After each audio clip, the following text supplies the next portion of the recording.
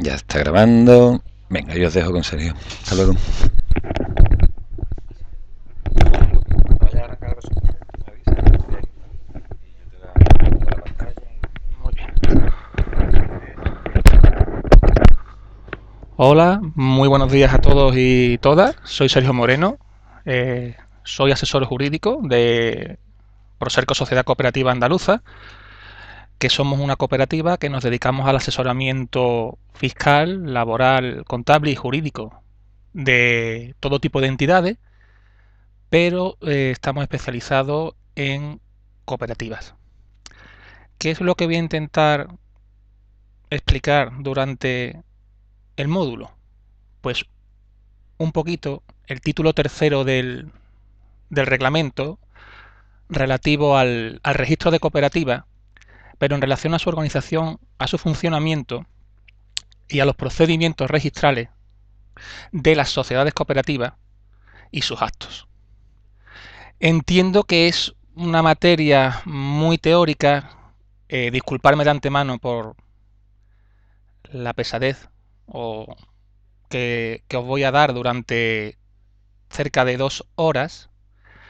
Pero bueno, espero que a partir de mi explicación y que luego con la consulta del temario, que la tendréis colgada en vuestro sitio correspondiente, podamos sacar en claro por lo menos algunas posibilidades de inscripción de actos y sus consecuencias. Intentaré también, porque realizo bastantes inscripciones registrales, daros un poco dentro de lo que es la teoría del curso, un poco explicaros mi punto de vista en la práctica. Es decir, una cosa es lo que dice la ley y otra cuestión es lo que al final ocurre, como ya sabréis, porque además cada uno de los registros de cooperativa tiene su propia interpretación de la misma. Bueno, pues esta es mi presentación y sin más vamos a dar comienzo a la exposición del curso. ¿Cómo lo voy a dar? Eh, Explicaré determinados módulos. Después de cada uno de ellos, para no hacerlo muy pesado, realizaré una serie de consultas, de preguntas que ustedes me podréis, que espero que me consultéis, que espero que me respondáis correctamente, sobre todo para que se me quede un poco el eco más grande de que algo he explicado bien. Si no, me podéis también interrumpir en cualquier momento e intentaré solucionar las dudas en la medida de lo posible. Y ahora sí, empezamos.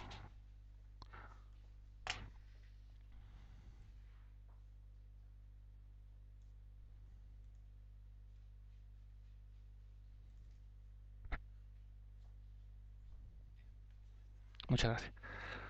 Muy bien, pues como he comentado en la presentación, la temática del... ¿Se pueden cerrar los micrófonos? No cerrar. Debe haber alguno abierto porque estoy escuchando. Muy bien. Bueno, disculpad. La temática del módulo de hoy está referida al registro de cooperativas, en concreto a su organización, a su funcionamiento y a los procedimientos registrales más importantes relacionados con la inscripción de las sociedades y sus actos. Como un poquito he adelantado anteriormente, vamos a intentar dar una visión de este título tercero del reglamento desde el punto de vista del usuario en relación con la administración. Creo que anteriormente este mismo módulo lo ha impartido Álvaro Carrillo y lo ha impartido desde el punto de vista quizás de la administración, así podemos tener la doble visión del mismo. Muy bien. Lo primero que hay que comentar que en todo lo no regulado por la Ley de Sociedades Cooperativas Andaluzas actual y su reglamento de desarrollo, será de aplicación en relación al título tercero del reglamento la normativa mercantil general y la registral hipotecaria. Vamos a ver un poco la organización registral. Como bien todos sabemos, la estructura del registro de cooperativas es la siguiente. Se compone de una unidad central que se encuentra en Sevilla y 8 unidades provinciales. Espero que no haya nadie de técnico de cooperativa escuchándonos, porque lo que voy a decir quizás no les haga demasiada gracia, pero son una unidad central y 8 reinos de taifas. Es decir, la ley es una, el reglamento es uno y la interpretación de la misma es mínimo 8, por no decir multiplicar ese 8 por el número de técnicos que tenga cada unidad provincial. Dicho esto, también vaya por delante que hay muy buenos técnicos, pero sí que mi práctica habitual me hace encontrarme con determinadas dificultades a la hora de proceder a escribir un determinado acto en una unidad provincial o en otra unidad provincial. Siendo una misma ley, se interpreta de manera distinta. Vamos a entrar a valorar las funciones de la unidad central del registro de cooperativas, que son las siguientes. ¿De acuerdo? Vamos un poquito a desglosar qué funciones le corresponden al registro, a la unidad central del registro de cooperativas y qué funciones le corresponden a las distintas unidades provinciales. Pues en el caso de la unidad central del registro de cooperativas, le corresponde, o sus funciones son la calificación, la inscripción y la certificación de los actos relativos a las cooperativas de crédito y de seguros, a las cooperativas de segundo y ulterior grado, a los grupos cooperativos y a las federaciones de cooperativas y sus asociaciones. ¿De acuerdo? Por tanto, delimitamos un poco el ámbito de actuación de la unidad central. Y en relación a estas entidades que hemos indicado, le corresponderá, como hemos dicho anteriormente, la calificación, la inscripción, la certificación de, por ejemplo, la constitución de las sociedades anteriormente indicadas, la modificación de estatutos de estas mismas sociedades, la fusión, la escisión, la transformación, la disolución, la reactivación, la liquidación y, por supuesto, también la legalización de libros y el depósito de cuentas anuales. Pero hay una función que corresponde exclusivamente a la unidad central del registro de cooperativas, que es la expedición del certificado de denominación. Solamente la unidad central puede expedir este tipo de certificado en relación no solo a las entidades que anteriormente hemos indicado que entran dentro de su ámbito, sino también en relación a todo el resto de sociedades cooperativas. Por tanto, a las unidades provinciales, una vez que hemos delimitado el campo de actuación y las funciones de la unidad central del registro de cooperativas, le corresponde, por supuesto, la calificación, la inscripción y certificación de los actos registrales de las cooperativas de primer grado de la provincia correspondiente. Pero tenemos una excepción, porque las cooperativas de crédito y de seguro son de primer grado y no pertenecen al ámbito de las unidades provinciales, sino al ámbito de la unidad central. Otra de las funciones que tienen en relación a estas cooperativas de primer grado las distintas unidades provinciales son la legalización de libros y el depósito de cuentas, entre otras cuestiones. Como antes expliqué, no sé si os habéis encontrado problemas a la hora de proceder a escribir determinados actos, dependiendo si lo escribís en una unidad provincial o en otra. O solamente os centráis en determinadas unidades provinciales y entonces os acostumbráis a ese modo de trabajar y no tenéis problema. Plantearemos luego... Me preguntan si una cooperativa de primer grado tiene una sección de crédito, depende de la unidad provincial correspondiente. Cecilia, no sé si queda clara la consulta. Perfecto. Me podéis interrumpir todas las veces que queráis. Perdonadme si en un momento dado no veo las preguntas, pero intentaré responderlas todas a lo largo de la sesión. ¿De acuerdo?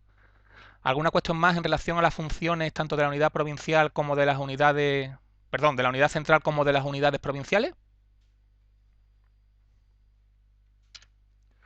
Pues vamos a entrar un poco en los principios que rigen el funcionamiento del registro de cooperativas andaluzas, ¿de acuerdo?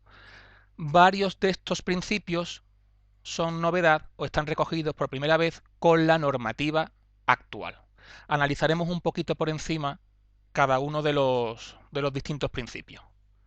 Tenemos el principio de legalidad, el principio de publicidad formal y material, el de legitimación, el de prioridad y el de tracto sucesivo. Estos son los 5 principios que rigen el funcionamiento, o supuestamente deberían regir el funcionamiento de los distintos registros de cooperativas. Bueno, el registro de cooperativas básicamente es uno y son 8 las unidades provinciales. Dentro de lo que es el principio de legalidad, vamos a explicar un poquito qué es en lo que se fijan los técnicos en relación a los documentos que se presentan, ¿de acuerdo? Pues las personas encargadas del registro, los técnicos, a raíz del principio de legalidad, se encargarán de calificar la legalidad de las formas extrínsecas de los documentos que se presentan para su inscripción, la capacidad y legitimación de las personas que los suscriban y la validez de su contenido. ¿Qué quiere decir esto?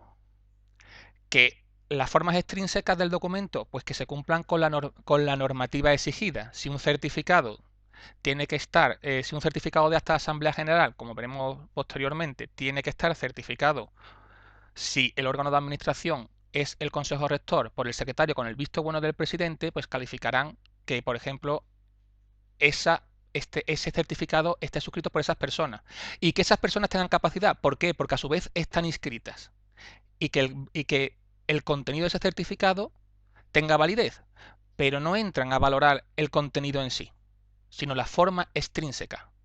¿De acuerdo? ¿Alguna duda sobre este tema del principio de legalidad? Esto es lo que es la teoría, luego la práctica, como bien sabéis, es muy distinta. El principio de publicidad formal y material. Como todos sabemos, el registro de cooperativas es público. Todos podemos acceder a los asientos del mismo, ¿de acuerdo? Pero hay que tener en cuenta que los actos sujetos a inscripción solo serán oponibles a terceros de buena fe desde la fecha de su inscripción.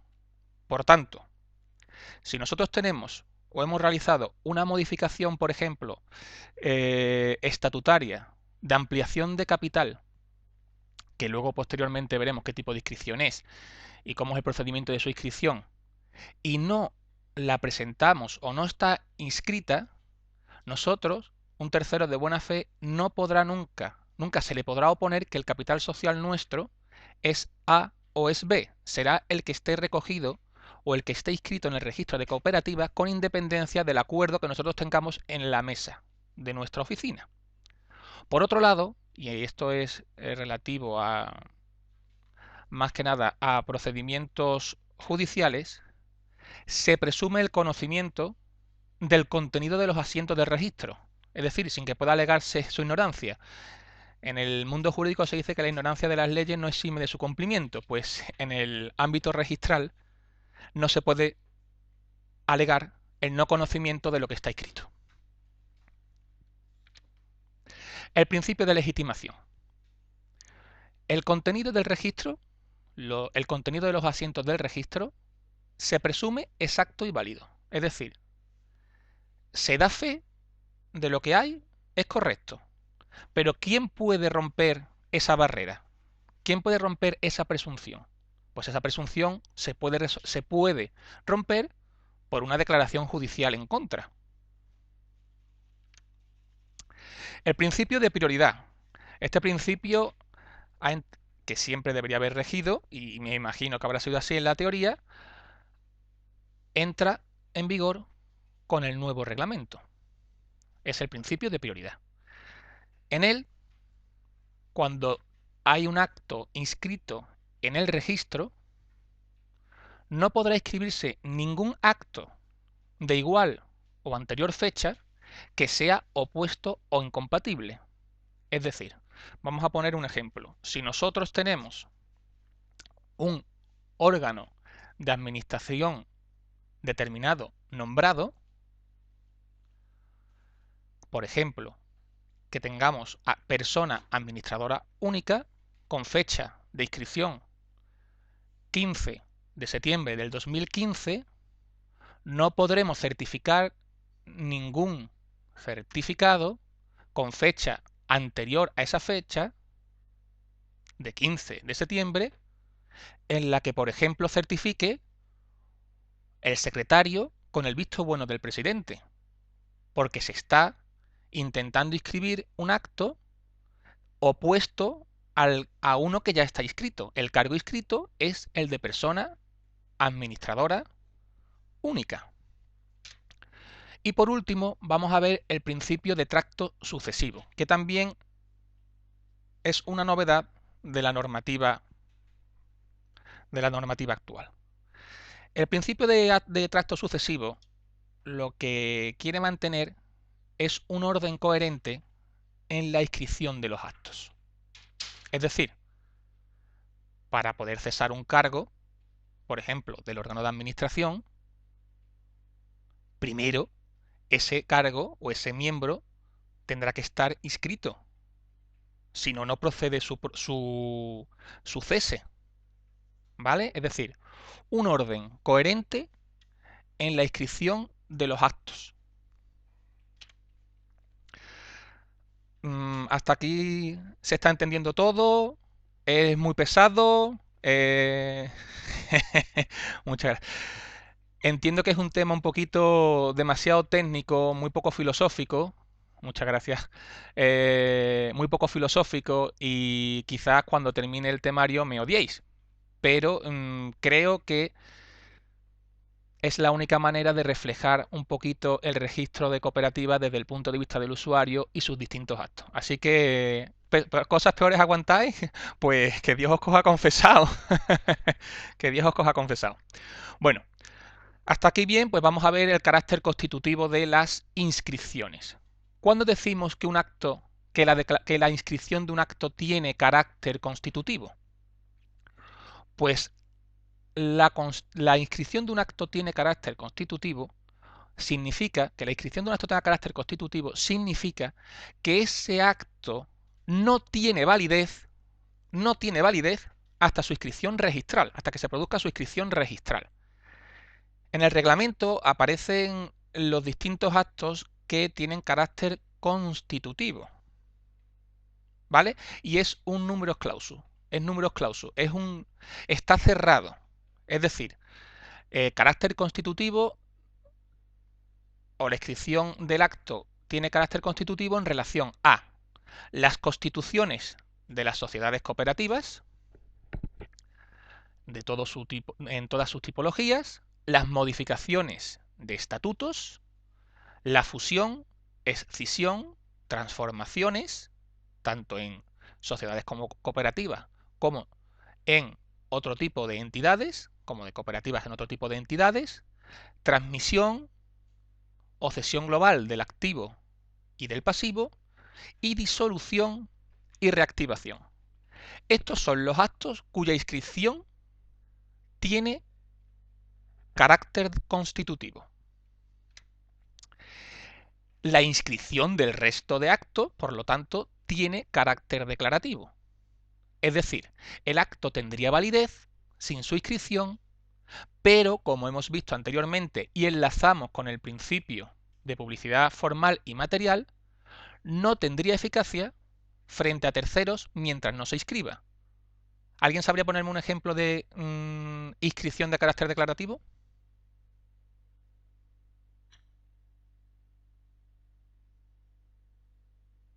¿Nadie se lanza?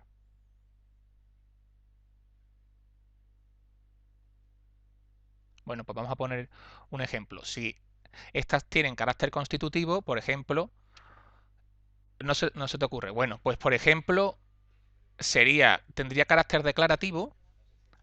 Pues correcto, iba a decir órgano de administración, perfecto. El nombramiento del administrador tendría carácter declarativo. ¿Qué es lo que ocurre? Que hasta que no se inscriba, no tiene eficacia frente a terceros. Es decir, tú puedes hacer un certificado de Asamblea General para el nombramiento de un administrador único y mientras tú no lo tengas inscrito, te puedo asegurar que si vas a un banco, no te lo van a aceptar. pero desde el punto de vista de la sociedad, sí puede estar rigiendo ese nombramiento. ¿De acuerdo? Muy bien, Carmen. Nombramiento de administrador. Perfecto, perfecto. Ahora vamos a ver, o vamos a indicar algunos actos cuya inscripción en el registro de cooperativas tiene carácter obligatorio. Vamos a pasar por encima de las más importantes. El completo de la lista se encuentra en el artículo 123 del reglamento, por si posteriormente a la sesión queréis ver algunas más. Pero básicamente se escribirán con carácter obligatorio en el registro de cooperativas la constitución de las sociedades, las modificaciones estatutarias, volvemos a repetir la fusión, la escisión, la transmisión o cesión global del activo y del pasivo y por supuesto las transformaciones. También nos encontramos con la disolución, con la reactivación y con la liquidación. El nombramiento y cese de miembros titulares y suplentes del órgano de administración, del órgano de intervención y del comité técnico. El otorgamiento, modificación y revocación de poderes y cuentas anuales. Esto, desde mi punto de vista, son los actos de inscripción obligatoria, ¿vale? Y en rojo dejo señalado, y faltaría, si me apuráis, las cuentas anuales, los actos inscribibles que con mayor frecuencia os vais a encontrar. Bueno, puede ser que también tengáis alguna vez alguna fusión, alguna escisión, pero yo en mis 11 años de ejercicio todavía no me he encontrado con ninguna decisión. Perdón, vamos a ver. Carmen, ¿exactamente qué preguntas? Se- ¿Todos los demás? ¿A qué te refieres exactamente? ¿A los actos declarativos?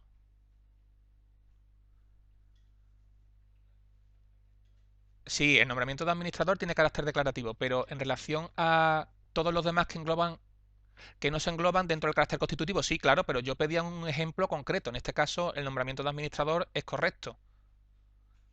Tendría carácter declarativo. Y por ejemplo, la inscripción de la liquidación en principio también tendría carácter declarativo, porque como no aparece dentro del artículo correspondiente a los actos que tienen carácter constitutivo. Sin embargo, la disolución y la reactivación de las sociedades sí tienen carácter constitutivo. ¿De acuerdo? ¿Correcto, Carmen? Vale, preguntarme todas las veces que haga falta o me decís que me explico mal. Aquí a vuestra disposición, ¿vale? Que los que mandáis sois vosotros.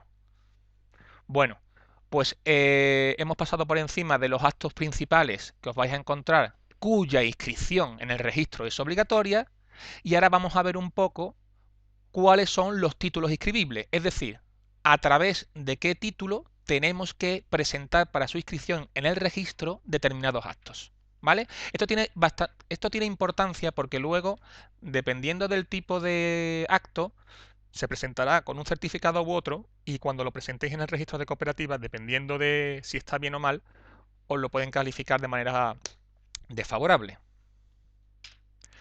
Los títulos inscribibles. Muy bien.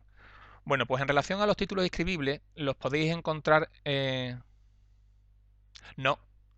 Cuando la cooperativa se haya extinguido, y por extinguir se entiende que se haya liquidado y se haya presentado el certificado final de liquidación y el proyecto de distribución del activo, la sociedad no se puede reactivar. La sociedad solamente se puede reactivar en periodo...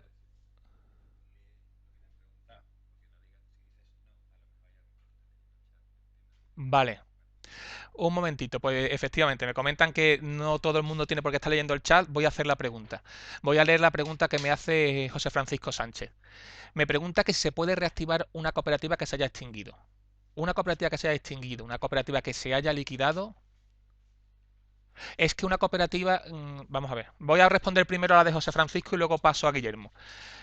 No se puede extinguir, no se puede reactivar una sociedad que se haya extinguido, puesto que ya ha perdido la personalidad jurídica. Habría que constituir otra nueva. Solamente se pueden reactivar las sociedades que se encuentren en periodo de disolución. Y Guillermo, no, tú preguntas si se ha liquidado y no disuelto, esa posibilidad es inviable. No se puede liquidar una sociedad si antes no se ha disuelto. Con la nueva ley se permite hacerlo de forma conjunta, pero siempre la disolución tiene que ser anterior a la liquidación. Nunca se puede liquidar una sociedad si no se ha disuelto. Por tanto, no se puede reactivar tampoco una sociedad después de liquidación. ¿Ha quedado claro la cuestión?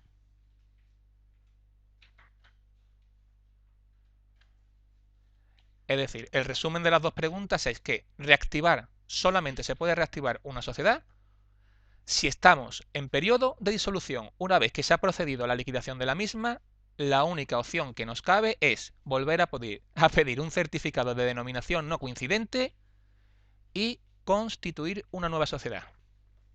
Bien, pues vámonos con los títulos inscribibles. ¿De acuerdo? Se encuentran en el artículo 124 del reglamento. Vamos a ver qué títulos se necesitan presentar para inscribir determinados tipos de actos. Y el primero que nos encontramos es el acto de constitución de una sociedad cooperativa. ¿De acuerdo? Pues el acto a través del cual se inscriben las constituciones de sociedades cooperativas es el acta de asamblea constituyente o bien la escritura pública de constitución.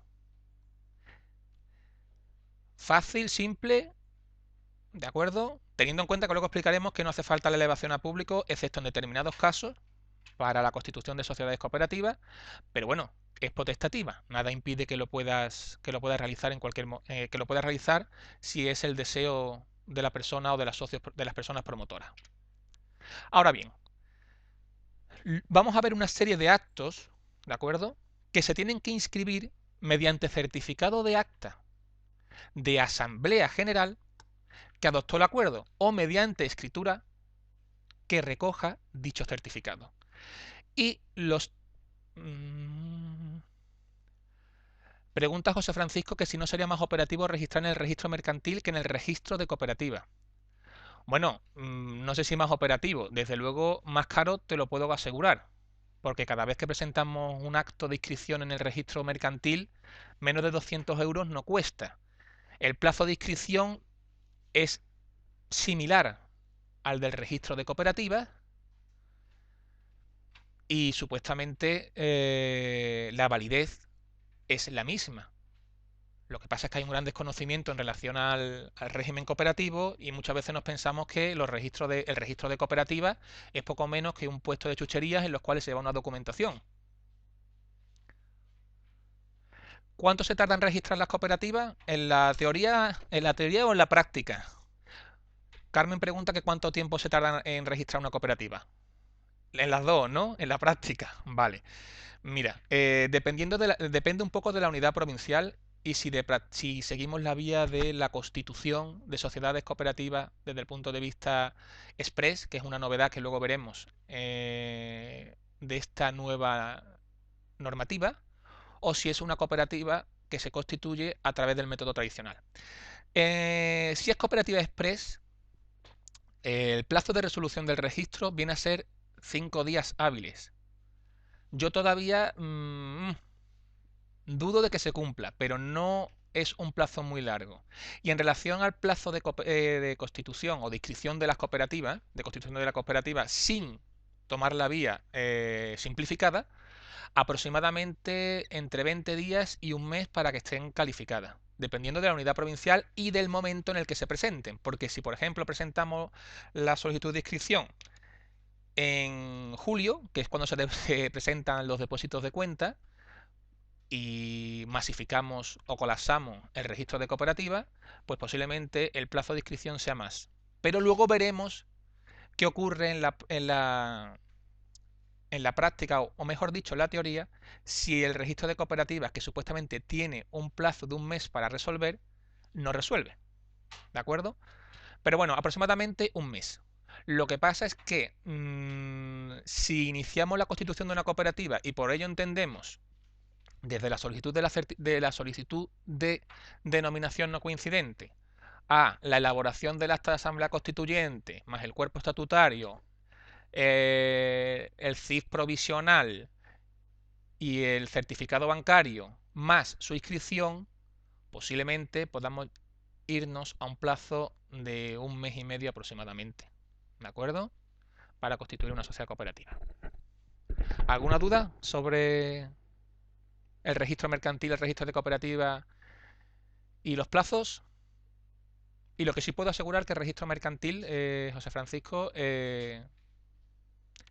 aparte de tener unos plazos similares, lo que sí es más caro. Lo que pasa es que a la gente muchas veces, cuando algo le cuesta, parece que es más serio. Pero no significa eso que sea así, ¿eh? En la realidad.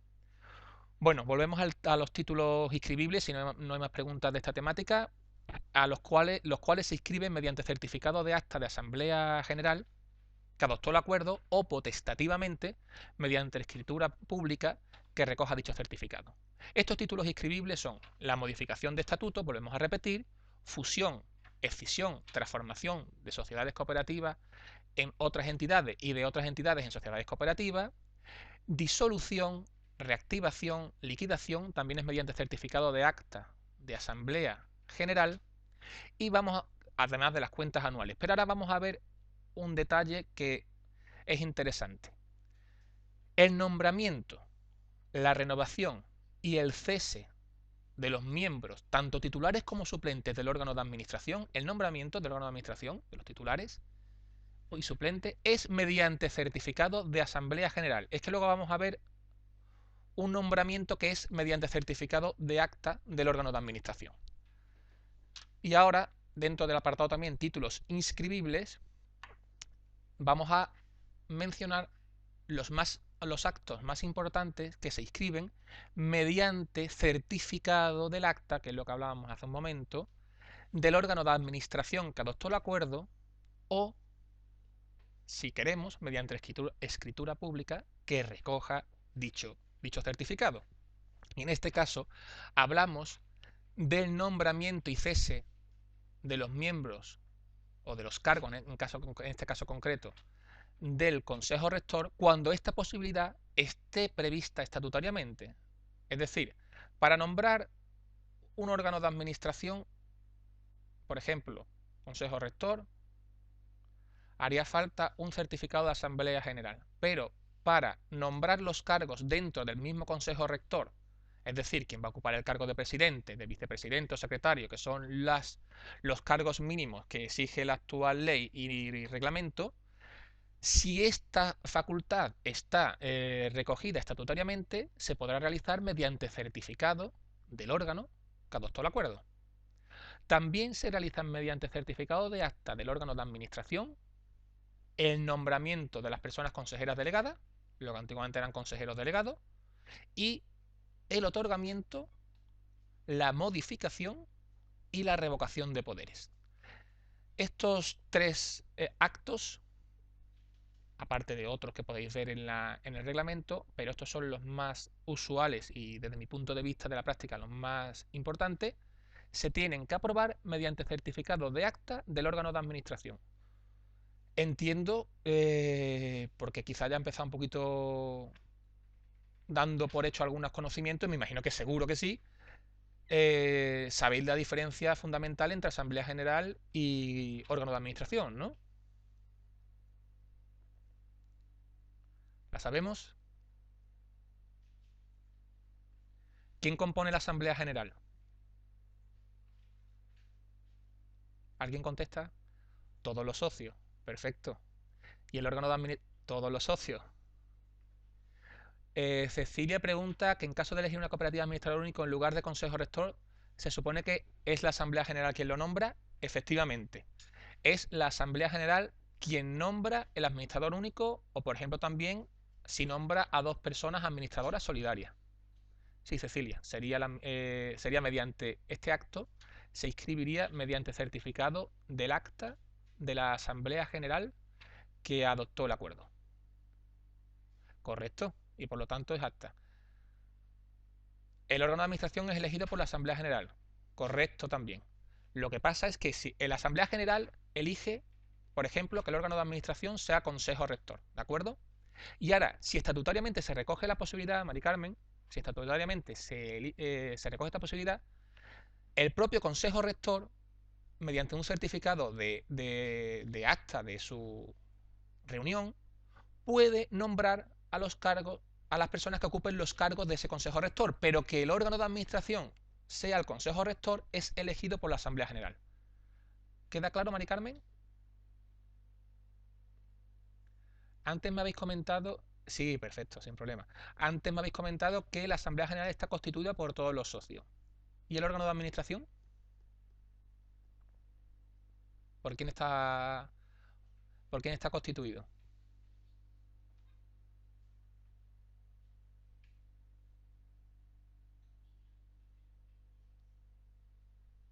Correcto. Y os voy a... sabéis más que yo de esto, si os podéis os ponéis...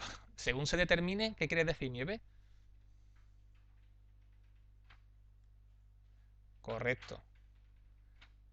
Todos ya podíais dar el curso mejor que yo. Aún así os comento, ¿qué ocurriría si en una sociedad cooperativa andaluza... Sí, Nieve, sí, si es administrador único, solidario, etcétera, lo eligen los socios. Correcto. ¿Qué ocurriría si una sociedad cooperativa formada por 3 socios y con consejo rector? En este caso, ¿qué se daría? ¿Una identidad de qué? Pues en este caso se daría una identidad de socios. ¿Coincide asamblea con qué, Nieves? Correcto. Hay una identidad de socios con una identidad de personas consejeras. Perfecto. Así es. Así es. Muy bien. Vamos a ver. Bueno, pues ya hemos visto los títulos inscribibles y ahora vamos a ver un aspecto que parece muy tonto, pero que desde mi punto de vista tiene bastante trascendencia, sobre todo porque posteriormente en el registro es una de las cosas que más analizan a la hora de inscribir un acto que se presenta para su inscripción. En este caso tenemos que es la facultad de certificar. ¿Vale? La facultad de certificar. ¿A quién corresponde la facultad de certificar? Pues vamos primero a dividir las distintas posibilidades de órgano de administración y en el caso de que tengamos consejo rector, la capacidad de certificar corresponde al secretario o a la persona que ocupe el cargo de secretario, siempre con el visto bueno del presidente o del vicepresidente en caso de ausencia de este. ¿Vale? Es decir, el secretario con el visto bueno del presidente. Luego también tiene capacidad para certificar la persona administradora única, por supuesto, porque sustituyen, para entendernos, sustituye al consejo rector en su integridad. Ahora bien, si el órgano de administración es administradoras solidarias, cualquiera de las personas pueden certificar un acto susceptible de inscripción. ¿Sabéis cuál es la diferencia entre personas solidarias, perdón, personas administradoras solidarias y personas administradoras mancomunadas? Por cierto, una no se permite, una de las opciones no se permite en la nueva ley. Dime, Carmen, ¿cuál es la diferencia?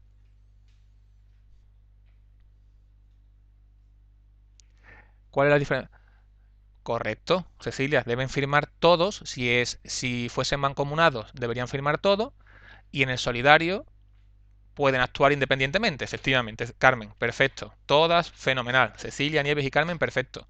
Es decir, en el caso de órganos de administradores solidarios, cualquiera de ellos puede obligar por independiente a la sociedad, serían como 2 administradores únicos, y en el caso de administración mancomunada, que vuelvo a repetir, no se da la opción en la legislación de cooperativas, si en la mercantil, los 2 administradores o los distintos administradores tendrían que firmar todos los documentos para que tuviesen validez.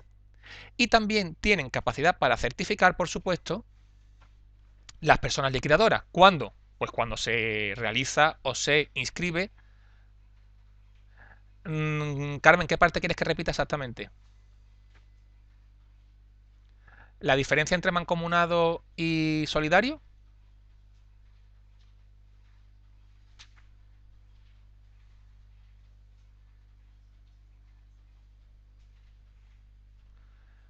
Por si acaso, porque no veo... Vamos a ver, Carmen, tú dices que las mancomunadas también depende del número de administradores al que vincule. Dos, de tres, etcétera. Sí, pero, Carmen, la opción de administración de administradores mancomunados o personas administradas mancomunadas no se da, no se da en la legislación cooperativa, no se permite esta opción. Sí se permite en la legislación mercantil, que sí permite la figura de distintos administradores mancomunados. Ah, para las mercantiles sí existe esta opción, pero puede existir más de un administrador mancomunado. Es decir, tú puedes nombrar un órgano de administración en los estatutos de una sociedad limitada en el cual consten que fulanito, menganito y zetanito sean administradores mancomunados. También se puede hacer, efectivamente, Carmen, y ahora, que se vincule la firma a un número determinado de administradores mancomunados que no coincida con el total de los mismos. Esa era la pregunta, que estoy torpe hoy, estoy espeso. A eso me refiero. Pues efectivamente, Carmen. Se puede vincular la firma. Imaginemos que tenemos 5 administradores mancomunados. Que. No eres tú, soy yo. Podemos tener un órgano de administración en las mercantiles, aunque nos estamos desviando un poco del tema, ¿eh? En las mercantiles de 5 administradores mancomunados y que se exija, por ejemplo, para que tengan validez los documentos, la firma de 3. Es correcto. ¿De acuerdo? Queda. Ok, perfecto. Muy bien. Ahora bien, ¿qué tenemos que tener en cuenta en relación a la facultad de certificar? Pues que los cargos que tienen facultad de certificar tienen que estar inscritos, lógicamente, y tienen que estar vigentes previa o simultáneamente a la expedición del certificado, lógicamente. Pero también en este caso existen excepciones. En este caso también existen excepciones. Es decir, puede certificar el titular. Dime, José Francisco.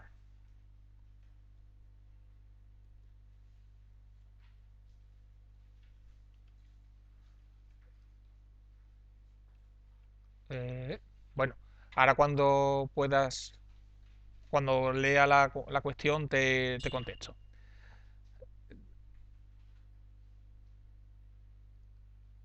Es que José Francisco pregunta si deben estar inscritos y registrados para tener validez frente a terceros o solo inscritos. Es que cuando se está inscrito se está registrado. No existe la posibilidad de estar registrado sin estar inscrito, ni de estar inscrito sin ser registrado.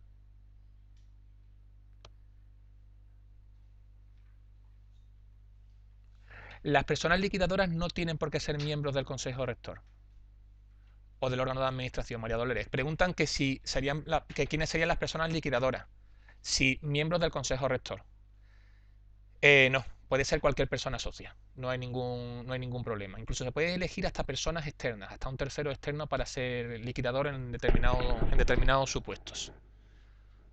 Contestadas las dos preguntas, ¿no? Bueno, pues vamos a ver la excepción. ¿Alguna más en relación a esta situación que estamos planteando? Nada, a vosotros, nos faltaba más.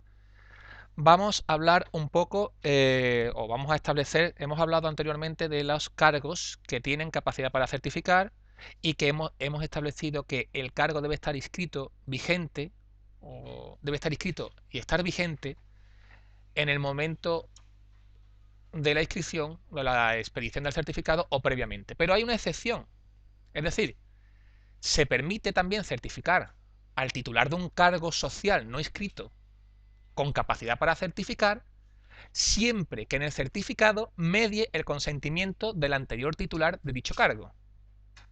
Pero, si no media el consentimiento, existe otra opción, además yo la he utilizado en varias ocasiones, se suele dar cuando en una sociedad cooperativa hay problemas entre los socios y hay algunos que no quieren firmar su salida para bloquear el funcionamiento normal de la sociedad, pues en este caso, si no media el consentimiento del anterior, será necesaria la notificación del nuevo nombramiento al anterior titular del cargo, de dicho cargo, mediante alguna de las normas establecidas en la normativa notarial. En concreto, el artículo correspondiente sería el artículo 202 del Reglamento de la Organización y Régimen del Notariado, aprobado por el decreto 2 de junio del 44. En la práctica, Si yo soy el titular de un cargo no inscrito, con capacidad para certificar, y quiero certificar un cambio de consejo rector, y el anterior titular del cargo no me da su consentimiento, yo tendré que ir al notario para que éste notifique, mediante comunicación notarial, al anterior cargo la asamblea general donde se produjo el cambio o la modificación del nombramiento. ¿De acuerdo? Esto lo he hecho ya varias veces en la práctica y ya digo que suele darse, y ya te proceden a la descripción del... Carmen, ¿a qué te refieres con acta? Al certificado que hay que comunicar, a la comunicación notarial que tiene que hacer el notario. Acta, bueno, sí, o mediante comunicación notarial se eleva. Sí, sí, sí. Es protocolización. Es elevación. Ejemplo, imaginemos que somos tres socios en una cooperativa y entonces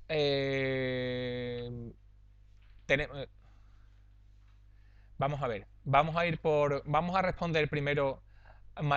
Carmen me pregunta que si es mediante acta notarial. Bueno, es mediante comunicación notarial.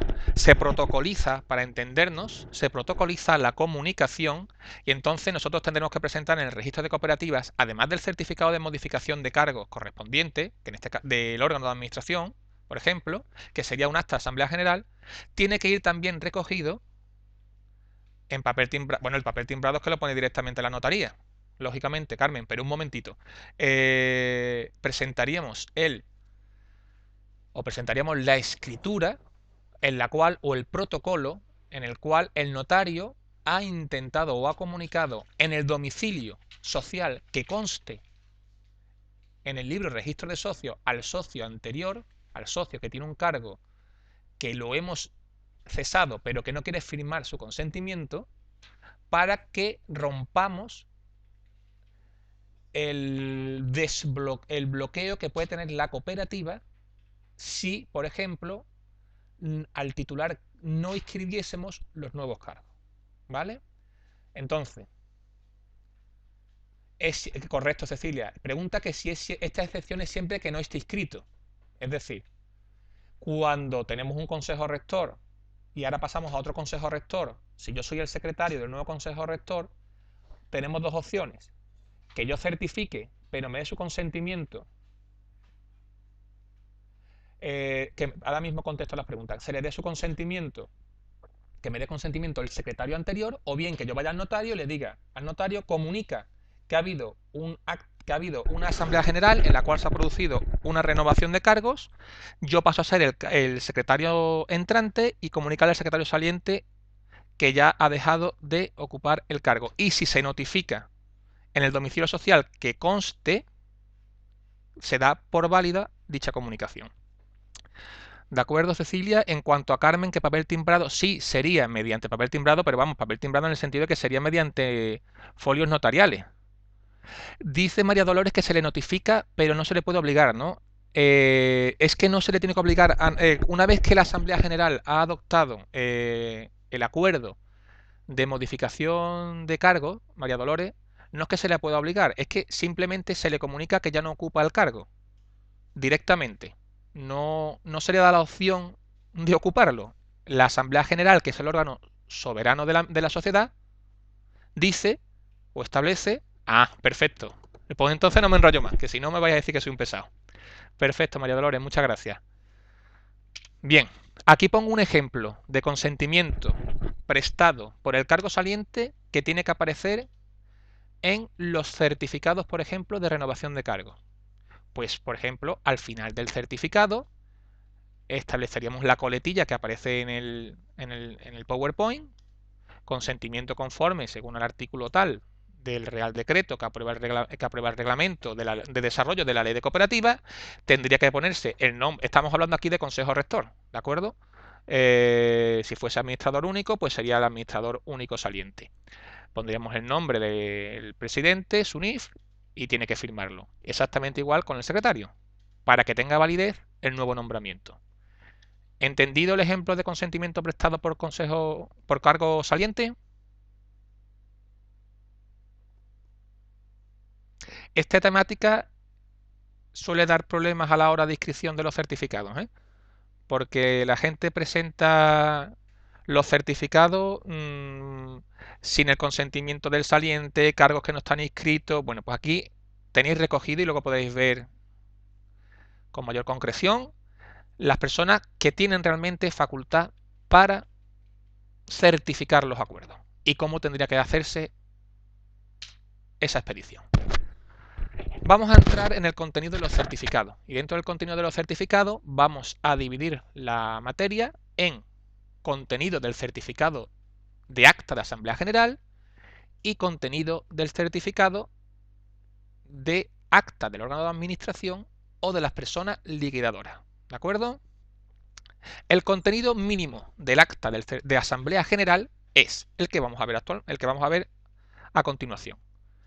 Tiene que aparecer siempre en un certificado de acta de Asamblea General, y esta parte también es muy práctica, es decir, luego se os va a dar muchísimo, lo vais a tener que utilizar muchísimo. El contenido del certificado es el siguiente, de acta de Asamblea General. Lugar y fecha de las deliberaciones y adopción del acuerdo siempre tiene que aparecer. Lugar que ocupa dicho acuerdo dentro del orden del día de la sesión.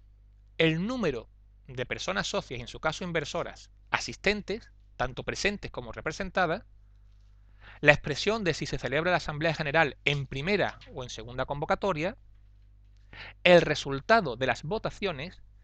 Y, por supuesto, la transcripción literal del texto del acuerdo adoptado, cuya inscripción, por supuesto, se solicita. Este es el contenido mínimo de las actas de Asamblea General, del certificado de acta de Asamblea General. ¿Alguna duda en relación al contenido mínimo del certificado de acta de Asamblea General? Aquí pongo un ejemplo de certificado de acta de Asamblea General. Estaría encabezado por la persona que lo suscribe. En este caso he cogido como ejemplo un acuerdo de disolución. Por tanto, ya estaría. Voy a hacer una pregunta. ¿Habéis entendido la anterior explicación de los cargos para certificar? Si yo estoy certificando, y aprovecho el ejemplo que tenemos en el PowerPoint, si estoy certificando un acta de Asamblea General de disolución, ¿quién lo certificaría y qué requisitos deberían cumplir los cargos salientes con capacidad para certificar? ¿Quién me lo contesta?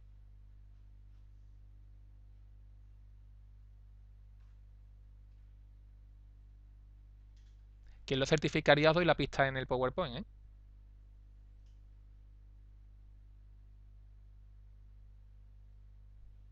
¿Alguien se lanza? ¿Quién certifica un acuerdo de disolución? Correcto. Carmen me dice que certifica la Asamblea General. No, Carmen. La Asamblea General no tiene facultad de certificar. La facultad de certificar la tienen, como hemos visto antes, o el secretario con el visto bueno del presidente, o la persona administradora única, o cualquiera de las personas administradoras solidarias o las personas liquidadoras. María Dolores dice que la persona liquidadora, correcto. Y Emilio dice que el secretario. El secretario en principio no certificaría este acto, Emilio, aunque se podría hacer. Pero lo más práctico en caso de acuerdo de disolución es que certifique la persona liquidadora, pero al final del certificado deberá de aparecer el consentimiento, como hemos visto anteriormente, prestado por los cargos salientes, que en el caso de que fuese un consejo rector tendrían que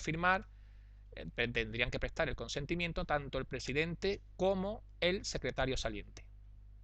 ¿Os queda claro, Carmen, María Dolores y Emilio? Bueno, a María Dolores seguro porque lo ha contestado bien. ¿A Carmen y a Emilio? Vale. ¿Y Emilio? Ok. Vale. ¿Por qué decías, Emilio, que podía certificar el secretario un acuerdo de disolución?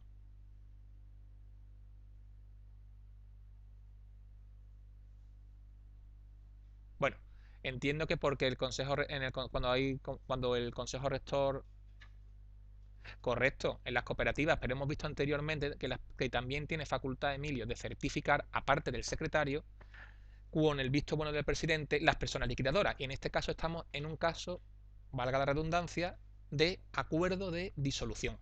¿Vale? Nos volvemos a centrar un poco en el contenido. Ok, perfecto, Emilio, muchas gracias.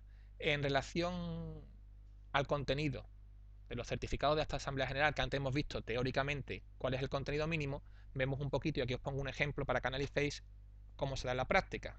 Aparece, por supuesto, el orden del día que ocupa el acuerdo adoptado, el acuerdo que se ha adoptado en concreto, la fecha, lugar de celebración, si se ha celebrado en primera o en segunda convocatoria, socio, personas socias presentes o representadas y también las inversoras.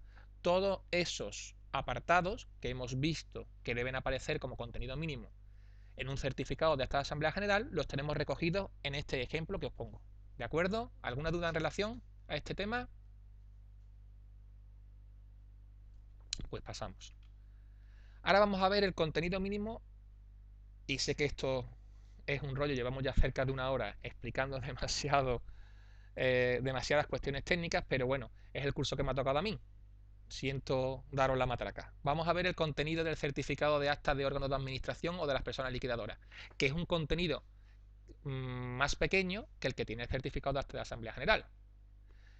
¿Qué datos deben o qué aspectos mínimos debe recoger un certificado de acta del órgano de administración?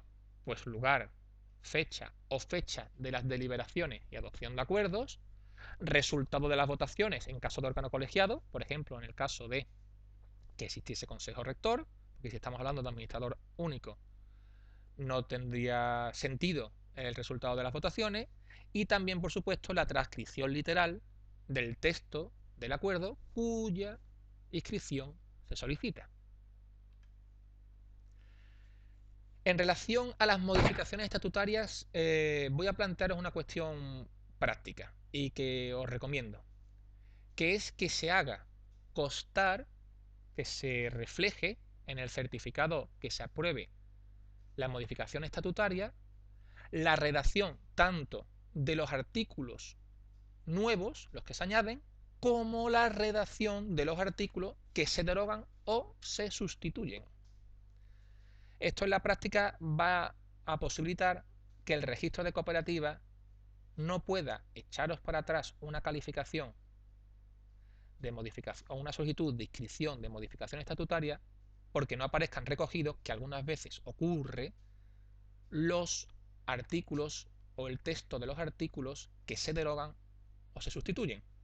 También es verdad que yo personalmente he inscrito algunos certificados en los cuales establezco o hago constar el texto de los nuevos artículos y solamente hago referencia a la numeración de los artículos que quedan eliminados o quedan sustituidos, pero no reflejo su contenido. Pero desde el punto de vista práctico creo que lo correcto es incluir en el certificado de modificación estatutaria tanto el texto de los nuevos como de los antiguos.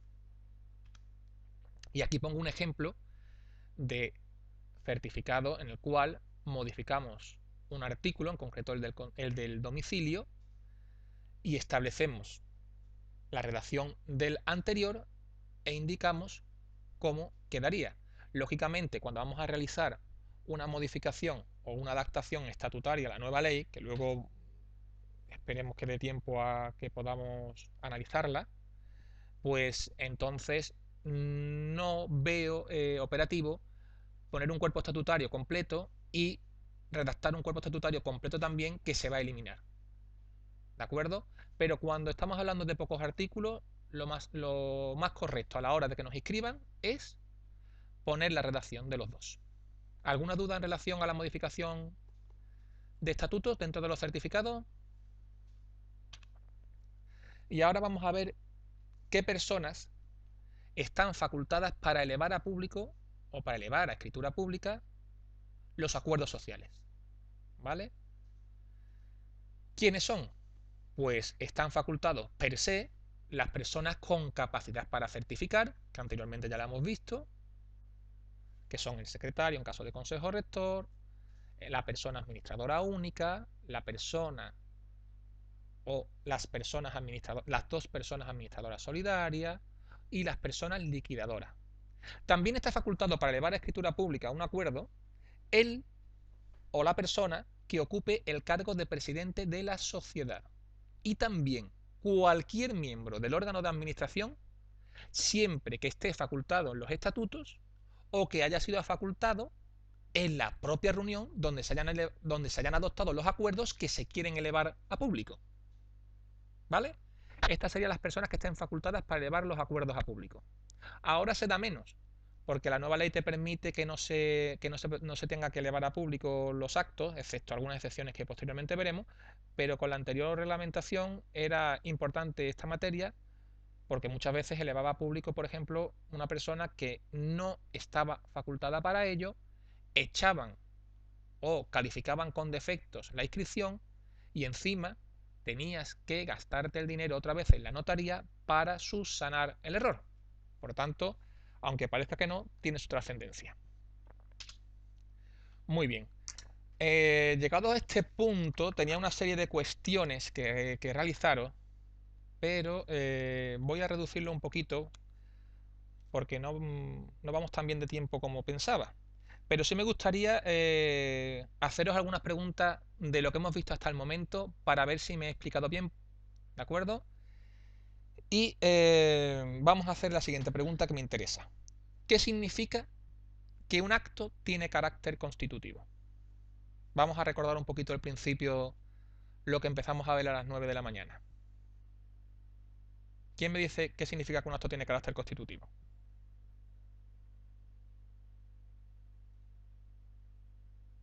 Muy bien, Nieve, que no tiene validez hasta que no se inscribe. Perfecto. Y ahora os voy a hacer otra pregunta. ¿Es necesario que un certificado de acta de Asamblea General esté firmado por las dos personas administradoras solidarias?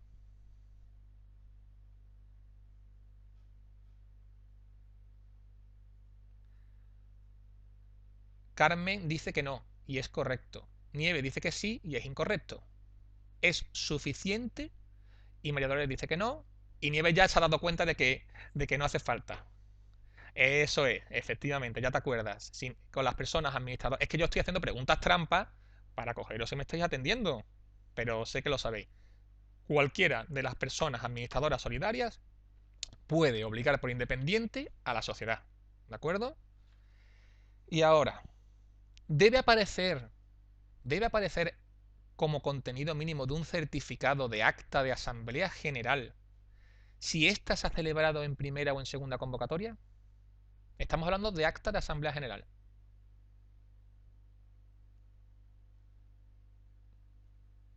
Olé, todas que sí. Perfecto. Y si hablamos de un certificado de órgano de administración, ¿debería aparecer si se ha celebrado en primera o en segunda convocatoria?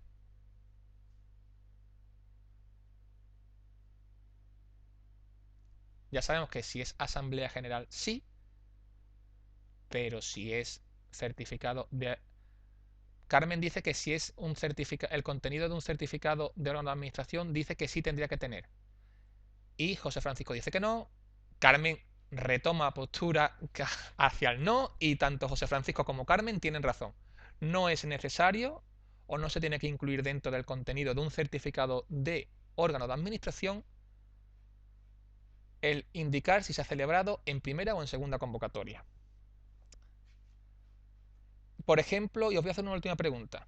Un vocal de un órgano, de un consejo rector, de un órgano de administración, ¿qué tendría que suceder para que tuviese capacidad de elevar a público un acuerdo adoptado?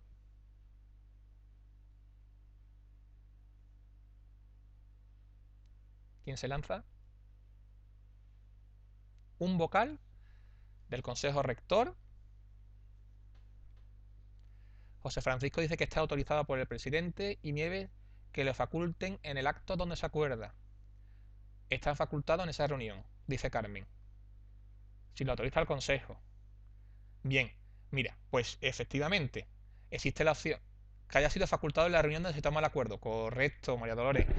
Es que el vocal haya sido facultado en la reunión, pero también todos habéis contestado bien, que esté autorizado, bueno, que esté contestado autorizado por el presidente, más que autorizado por el presidente José Francisco sería por el propio órgano de administración. O que efectivamente, esa es la segunda opción que faltaba y que iba a dar ahora, pero Nieves muy bien, contesta, o que se determine o que venga reflejado así en los estatutos. Perfecto. Bueno, pues mejor imposible este primer bloque. ¿Qué dudas tenéis sobre lo que hemos visto hasta ahora? ¿Alguna duda de lo que hemos visto hasta ahora? Que viene a ser quienes tienen facultad de certificar, la composición de la unidad registral central y sus funciones, de las unidades provinciales, actos constitutivos, actos declarativos, actos de inscripción obligatoria, personas con facultad para elevar a público los acuerdos sociales, digamos. Todo claro y muy bien explicado. Muchas gracias, Cecilia. Muchas gracias. ¿Se está haciendo un poquito pesado? Decidme la verdad, para ver cómo puedo... ¿No? Vale, me alegro. Muy bien.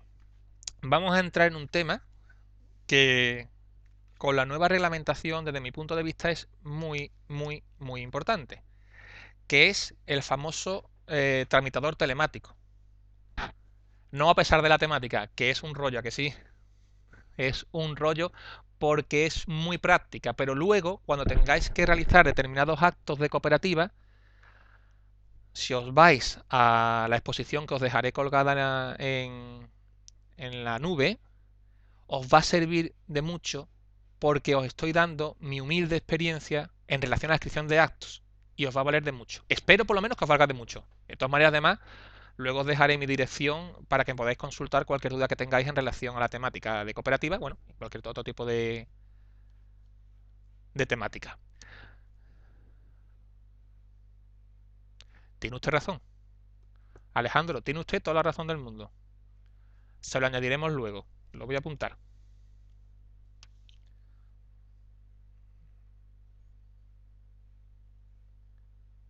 Veo que estás bastante despierto, ¿eh? Veo que estás bastante despierto. Bueno, pues en relación a cómo se presentan los actos, no sé si os suena el tramitador telemático. ¿Os suena el tramitador telemático a todos? ¿Lo habéis utilizado? Sí, ¿lo habéis utilizado? Que no que no lo habéis, ninguno lo habéis utilizado. Bueno, pues entonces tendremos que entrar un poquito en materia. No lo habéis utilizado ninguno. A algunos les suena, pero no lo ha utilizado. Belén Peña Blanco lo ha utilizado o lo conoce o las dos cosas. Bueno, pues vamos a explicaros un poquito el tramitador telemático desde el punto de vista del usuario, ¿eh? Vuelvo a repetir. Has constituido una cooperativa recientemente, pero simplificada, Belén, o formato normal, para entendernos. ¿Express o normal?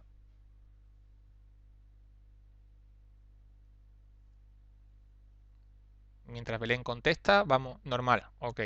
Pues entonces más o menos te van a sonar todos los pasos que vamos a dar. En fin, con la nueva normativa, los actos se presentan para su inscripción al registro de cooperativa a través del tramitador telemático. ¿Quién lo presenta? Pues tenemos varias opciones. Que sea el propio representante legal de la sociedad o que sea persona designada, que como posteriormente veremos, esta persona designada tendrá que incorporar, aparte de la documentación propia para la inscripción del acto, una autorización de envío telemática, ¿de acuerdo?, que la otorga el representante legal de la sociedad sobre la cual se intentan inscribir actos. Como os he explicado, o como he intentado haceros ver, el tramitador telemático es actualmente el medio de comunicación entre el usuario y el registro de cooperativas. ¿Qué tenemos que hacer para utilizar el tramitador telemático? Por un lado, hay que darse de alta como usuario del sistema. ¿Y qué nos hace falta para poder utilizar el tramitador telemático? Muy simple, porque actualmente casi todos disponemos de ello. Firma electrónica y un ordenador. básicamente, firma electrónica y un ordenador, siempre que nos demos de alta como usuarios del tramitador. Ahí os pongo el enlace para que podáis acceder directamente tanto al tramitador telemático como a la posibilidad de darnos de alta. Si pinchásemos ese enlace, y aquí pongo un poquito más de dibujitos para que no sea todo materia, tendríamos que entrar para darnos de alta como usuario. Si no estamos dados de alta, con la firma digital correspondiente pincharemos en el icono alta del interesado, ¿correcto? Y cumplimentaremos una serie de datos que son además bastante sencillos. Una vez que estemos inscritos como usuario, pasaremos a proceder a entrar en el tramitador telemático propiamente para solicitar la inscripción de los determinados tipos de actos. ¿De acuerdo? Entraríamos en el enlace anterior. ¿Actualmente el registro en qué cooperativa está? Cecilia, preguntas ¿actualmente el registro en qué cooperativa está? No te entiendo la pregunta. ¿Qué significa el registro? ¿En economía y conocimiento? Ah, vale, ahí lo tenéis. Vale, vale, vale. En la Consejería de Economía, Innovación, Ciencia y Empleo. Ah, economía y conocimiento. Pues mire, ya sabéis más que yo. Me ha cambiado. Pues el tramitador telemático. Pues el tramitador telemático sigue erróneo. Consejería de Economía e Innovación. Perfecto. Perfecto. Pues entonces, Cecilia, tienes totalmente razón. ¿De acuerdo? Aunque luego sí se llaman así las distintas unidades provinciales. Falta mucho el tema de la firma, tiene que habilitarnos los informáticos a la fundación. Falla mucho el tema de la firma. Belén, ¿me quieres decir que...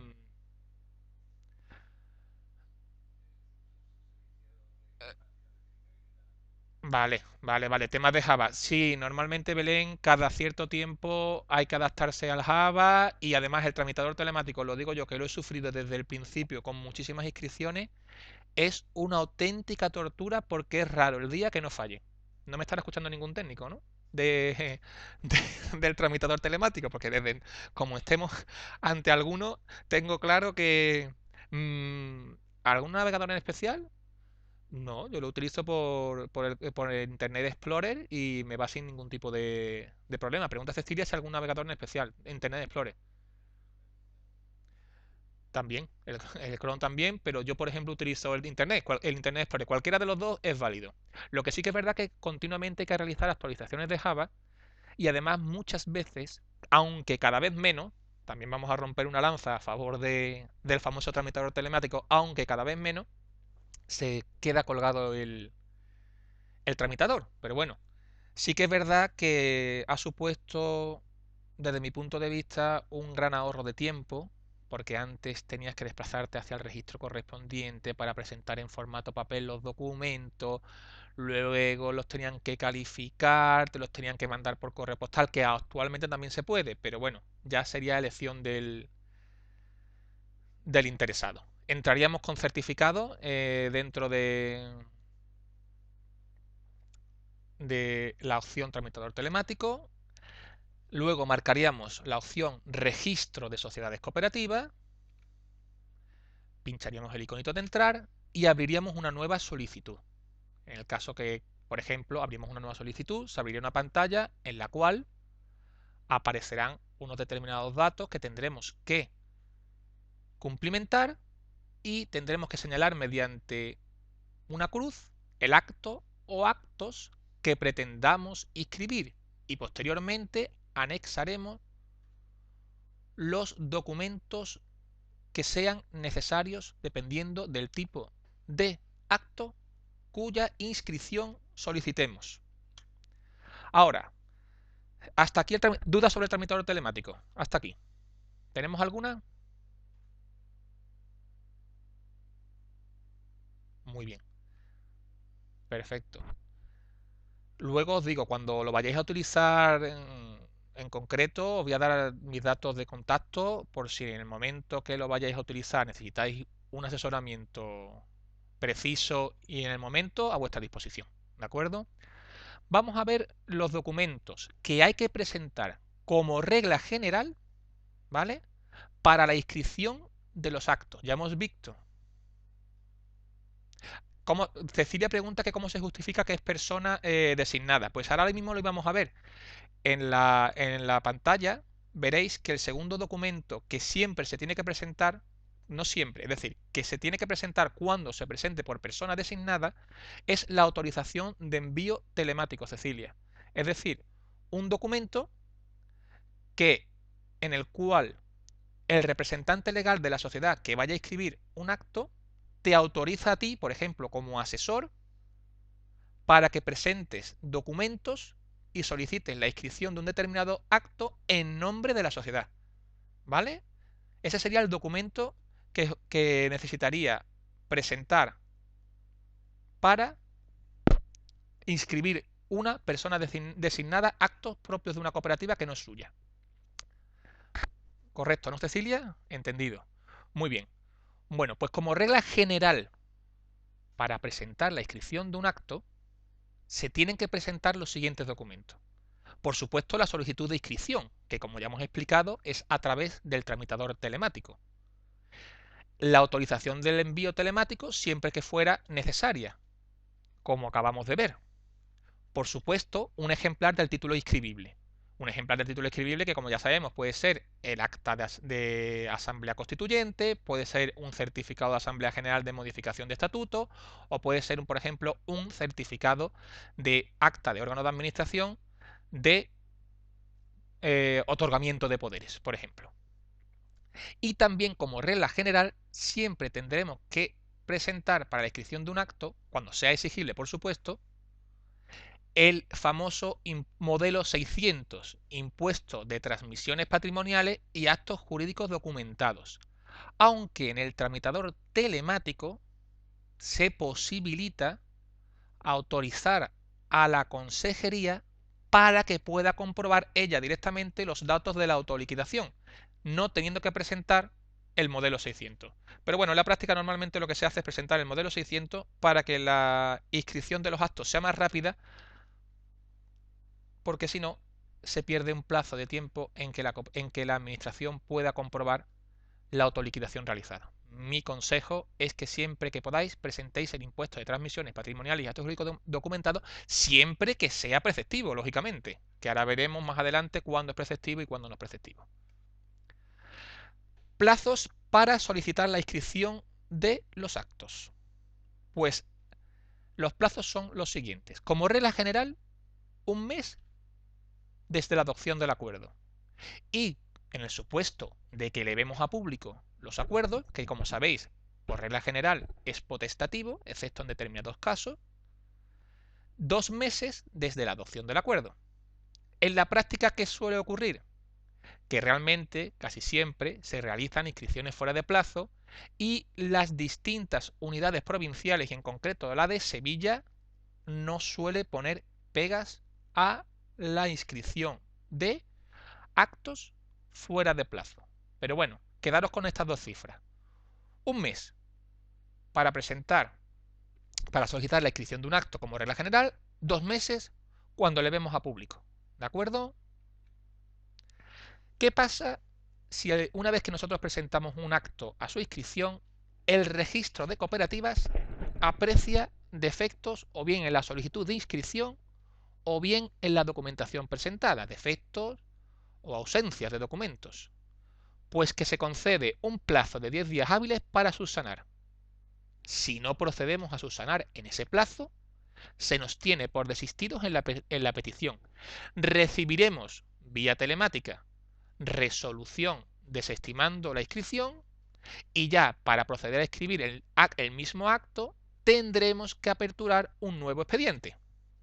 ¿De acuerdo? Que analiza el registro en relación a la solicitud y documentos presentados, para que lo tengamos en cuenta. Como hemos explicado antes, y esto viene a conectarse al principio de legalidad, se analiza o se comprueba la legalidad de la forma extrínseca de los documentos presentados, la capacidad de los que los suscriben y la legalidad del contenido de los documentos. Esto es lo que va a analizar el registro de cooperativas básicamente en relación con la inscripción de actos. Hemos visto los plazos que nosotros tenemos como usuarios para presentar actos y ahora vamos a ver los plazos que tiene la administración para resolver. ¿De acuerdo? El registro de cooperativas tiene un plazo de un mes para resolver desde que se presenta la solicitud de inscripción del acto de que se trate. En caso de no hacerlo, la solicitud se entenderá estimada por silencio administrativo con una única excepción, la inscripción de las cuentas anuales, que en ningún caso se pueden entender aprobadas por silencio administrativo. Entiendo que por motivos de, vamos a decirlo de alguna manera, de defensa de la publicidad registral, porque podemos estar hablando de inscripción de verdaderas barbaridades si no son calificadas de manera y son examinadas de manera consciente por el registro de cooperativas y no se produce una inscripción aleatoria simplemente por motivo de silencio administrativo. Por tanto, el plazo general para resolución del registro es de un mes. Se entenderán estimadas las inscripciones solicitadas que no se resuelvan en el plazo de un mes por silencio administrativo, excepto las cuentas anuales.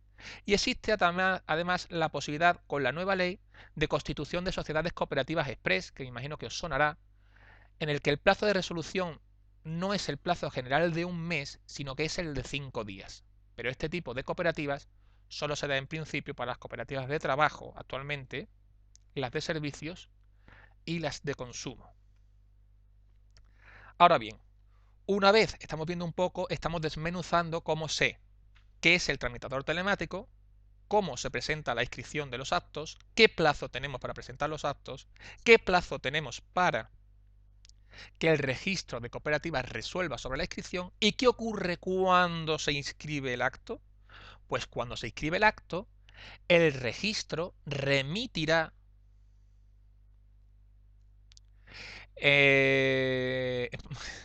realmente, Carmen pregunta que si en las Express el silencio también es positivo.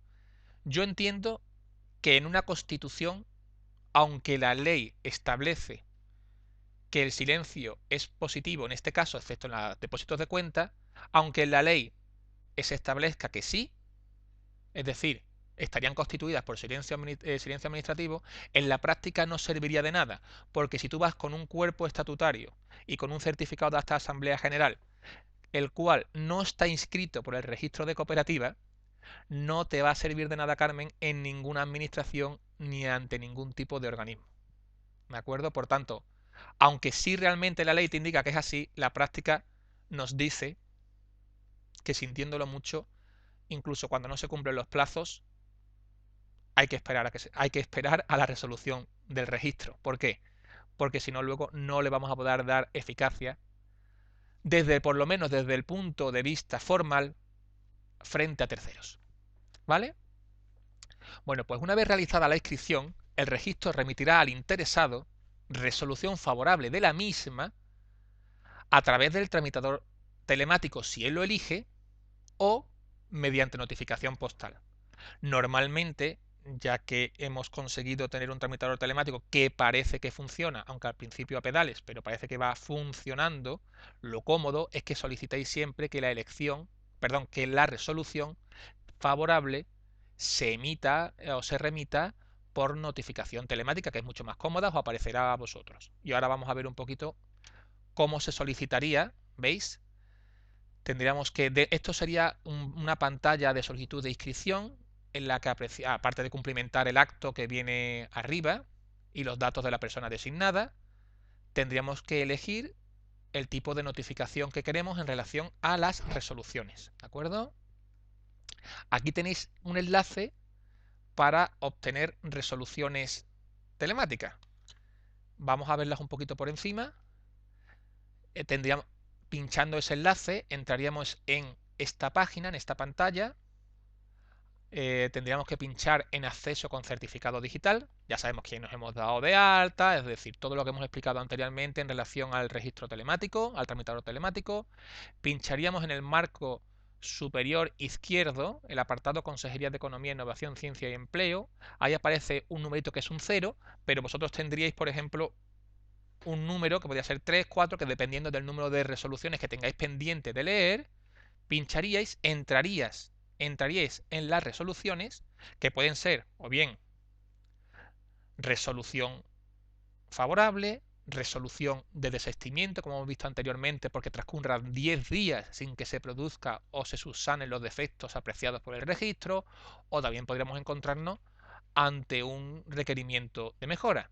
Pincharíamos en el expediente que tengamos pendiente de leer y posteriormente lo abriríamos. Y ya nos aparecería en formato PDF el acto en concreto inscrito. Ese acto en concreto inscrito es, para entendernos, las escrituras o lo que sustituye a las escrituras. Es decir, porque yo voy algunas veces, incluso he ido a bastantear un poder a la consejería de la Junta de Andalucía en la Plaza de España, y esto es actual, ¿eh?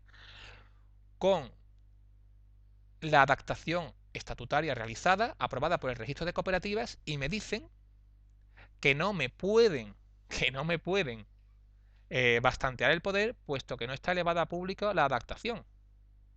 No entienden que la resolución que emite el registro de cooperativas a través del tramitador telemático, como lo puede emitir Hacienda, es tan válida como una escritura notarial.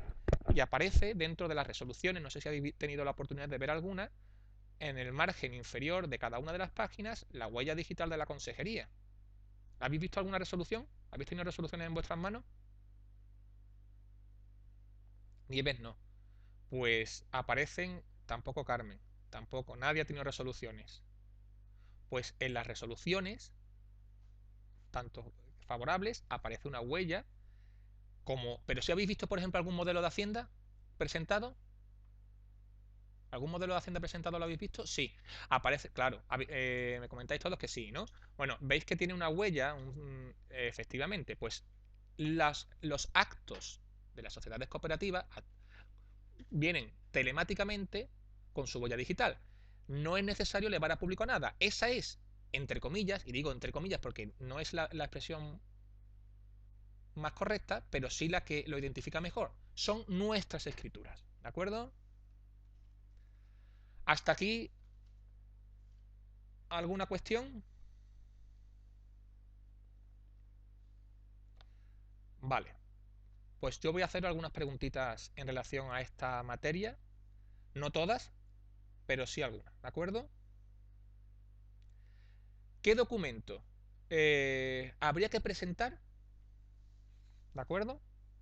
Para solicitar la inscripción de un acto siempre que lo presente persona designada. Recordad que hemos visto los documentos que por regla general hay que presentar para solicitar la inscripción de un acto, pero os pregunto en concreto si el que presenta es una persona designada. Correcto, Mario Eugenia, la autorización de envío telemático. Perfecto, Nieves. Perfecto. Muy bien.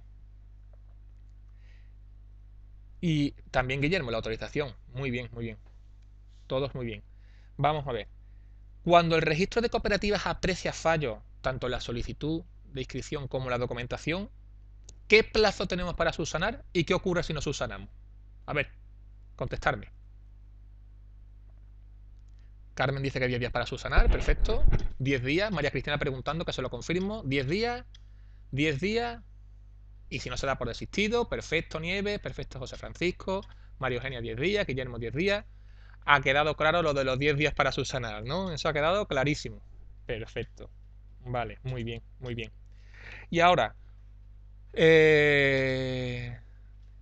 Carmen dice que naturales. Sí.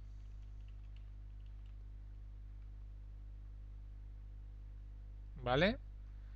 Muy bien. Hábiles. Son 10 días hábiles, ¿eh? Los días son hábiles. Hábiles administrativos. ¿Sabéis la diferencia entre días hábiles administrativos y días hábiles judiciales? ¿O no viene ni al cuento y pasamos a la siguiente pregunta? Efectivamente, en el administrativo cuentan los sábados y en los judiciales... Carmen dice que explica. Bueno, pues entonces lo voy a explicar. Los plazos administrativos se cuentan. Los plazos administrativos serían días hábiles, se consideran de lunes a sábado, no se consideran domingos ni festivos, y los judiciales o procesales no contarían ni los sábados, ni los domingos, ni los festivos, y además tenemos los abogados un plazo de gracia que es hasta las 3 de la tarde del día siguiente al último en que finaliza el plazo. Pero en este caso hablamos de plazos administrativos, que ya os comento que va a haber una reforma que va a entrar en vigor el año que viene, y en los plazos administrativos que se va a permitir el cómputo por hora, también se van a dejar de computar los sábados. ¿Alguna duda en relación a esto? ¿Qué plazo? Muy bien. ¿Qué plazo de resolución tiene el registro por regla general? ¿Qué plazo tiene de resolución por regla general? ¿Un mes? No son 30 días, Emilio, es un mes, ¿eh? Que no es lo mismo. Parece lo mismo, pero no es lo mismo. Cecilia, un mes. Guillermo, un mes. Un mes. Mario Eugenia y silencio positivo. Vale, un mes silencio positivo. Perfecto. Y Emilio, perfecto. Es que no es lo mismo un mes que 30 días, aunque lo parezca, en relación a los plazos. Y luego, y silencio positivo, por supuesto. Excepto, ¿en qué caso, Mario Eugenia? Estamos hablando que no se daría el silencio positivo. O Mario Eugenia, cualquiera de los asistentes, lógicamente. Cuentas anuales, Cecilia, perfecto. Mario Eugenia, perfecto. Perfecto, Carmen. Muy bien, muy bien. Bueno, pues veo que estáis despiertos y que captáis las ideas. Así que pasamos al siguiente punto, que es la constitución de cooperativas. Antes alguien, no recuerdo el nombre, disculparme, no sé si era María Eugenia, comentó que había constituido una sociedad, ¿no? Que había constituido una sociedad hace poco, ¿puede ser? ¿Quién fue? ¿Quién la había constituido?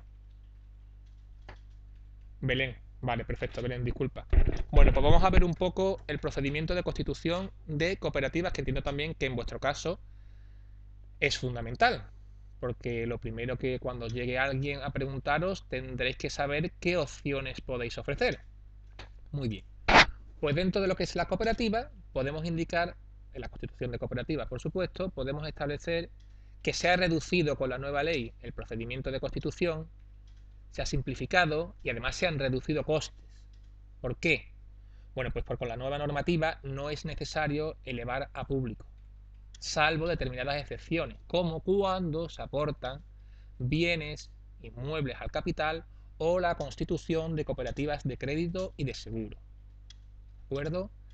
También hay que tener en cuenta, y actualmente con la crisis que tenemos es un punto muy favorable, es que no se exige capital mínimo como regla general para constituir una cooperativa. Otro de los aspectos favorables desde mi punto de vista en relación a la constitución de las mismas es que dentro, por ejemplo, de las cooperativas de trabajo se puede elegir el régimen de seguridad social en el que tú te vas a encuadrar. Otro tipo de sociedades no te lo permiten, sino que dependiendo del tipo de cargo que ocupes o del porcentaje de participación que tengas, se te incluye en un determinado régimen, pero tú no puedes elegirlo. Y además, con la nueva normativa, se permite que se pueda iniciar la actividad de la sociedad cooperativa, se pueden constituir con certificados bancarios. Alejandro pregunta que si se puede constituir una cooperativa de trabajo con certificado bancario de 0 euros. Efectivamente, se puede constituir, no sé si es un capital mínimo. ¿Qué es lo que pasa, Alejandro? Que también tenemos que valorar la imagen, se permite, pero también tenemos que valorar la imagen que tú vas a dar frente a terceros. ¿Vale? Y también hay que tener en cuenta que a lo mejor luego esa sociedad necesita pedir una línea de crédito. Entonces, bueno, o tiene que meterse en una, o tiene que licitar. Claro, Nieve lo está explicando perfectamente. Lo que creo es que no te dan crédito, efectivamente. Pero imaginemos que para iniciar una actividad no necesitéis en un principio ningún tipo de crédito, se os permite iniciar la actividad sin tener que desembolsar ninguna cantidad concreta y posteriormente podréis hacer una ampliación de capital cuando las cosas vengan mejor. Pero sí que es verdad que una sociedad cooperativa sin capital tiene poca credibilidad. Pero no porque no vaya a trabajar bien, sino porque a la gente al final lo que le interesa es cómo vas a responder en caso de que falles, lógicamente. ¿Vale? Entonces, también hay que explicar que se puede iniciar la actividad, pues que la sociedad puede iniciar la actividad. Cecilia pregunta qué significa que puede iniciar la actividad antes de su inscripción. Bueno, pues por ejemplo, correcto, 0,36 para inicio de actividad. Belén. Es que hay que tener, es que, claro, depende de la situación en la que nos encontremos, Belén, puede ser necesario que nos demos de alta o que estemos esperando justo al momento para que nos den la determinada subvención, etcétera. Entonces, la cooperativa puede iniciar actividad sin su inscripción, pero solamente durante 6 meses. Es decir, está funcionando, ¿eh? Sí. Cecilia dice que el 0,36 con NIS provisional, claro. Sí, pero la sociedad puede funcionar sin estar inscrita. Por ejemplo, una sociedad limitada no puede funcionar sin estar inscrita. Ahora, eso sí, el plazo máximo para solicitar la inscripción es de 6 meses. Carmen pregunta que responsabilidad limitada y limitada en ese caso, sí. Responsabilidad ilimitada. No ¿sabéis de quién? La responsabilidad ilimitada. ¿Quién tendría responsabilidad limitada en estos casos? En el caso de que una sociedad esté funcionando. Las personas socias promotoras, efectivamente. Efectivamente. ¿De qué manera? ¿Solidaria? ¿Mancomunada? ¿Subsidiaria? ¿Quién sabría decirlo? Solidaria, subsidiaria. María Eugenia dice subsidiaria, solidaria, subsidiaria. En principio es subsidiaria y posteriormente solidaria. ¿Vale? Es decir, primero se responde con lo que tenga la sociedad y posteriormente solidariamente por las personas socias promotoras. Por tanto, es una combinación de vuestras respuestas, subsidiaria y solidaria. En la práctica, excepto que sean casos muy concretos, no se suele iniciar la actividad antes de la inscripción. Por lo menos en mi práctica habitual no se da. Se suele constituir, dar de alta y comenzar la actividad. Lo que pasa es que si es verdad, como antes ha comentado alguien de vosotros, primero subsidiaria. Cecilia pregunta que si es al contrario. Primero subsidiaria. ¿Por qué? Porque primero responde la sociedad, subsidiariamente las personas socias y entre ellas de manera solidaria. No, no, ¿a qué te refieres, Cecilia?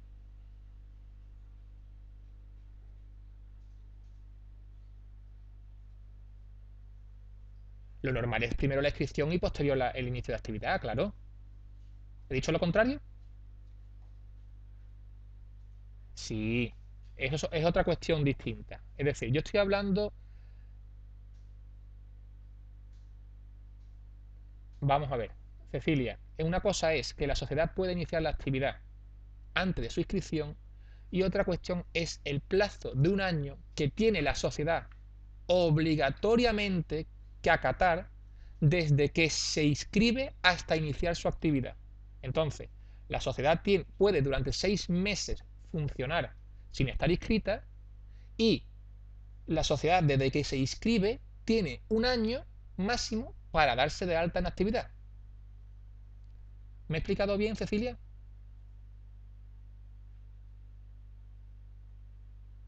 Lo normal es que no ocurra ni lo uno ni lo otro. Es decir, correcto. Cecilia tiene razón. Cecilia comenta que es mucho más común que se retrase el inicio a que se realice la actividad antes de suscripción. Estoy completamente de acuerdo con Cecilia. De hecho, te diría que, y en mi experiencia también, Cecilia, te diría que el 99% de las ocasiones lo que se produce es un inicio posterior, espaciado en el tiempo, a la solicitud de inscripción y en muy pocos casos se produce el inicio de actividad antes de la inscripción. Así que te doy totalmente la razón, Cecilia.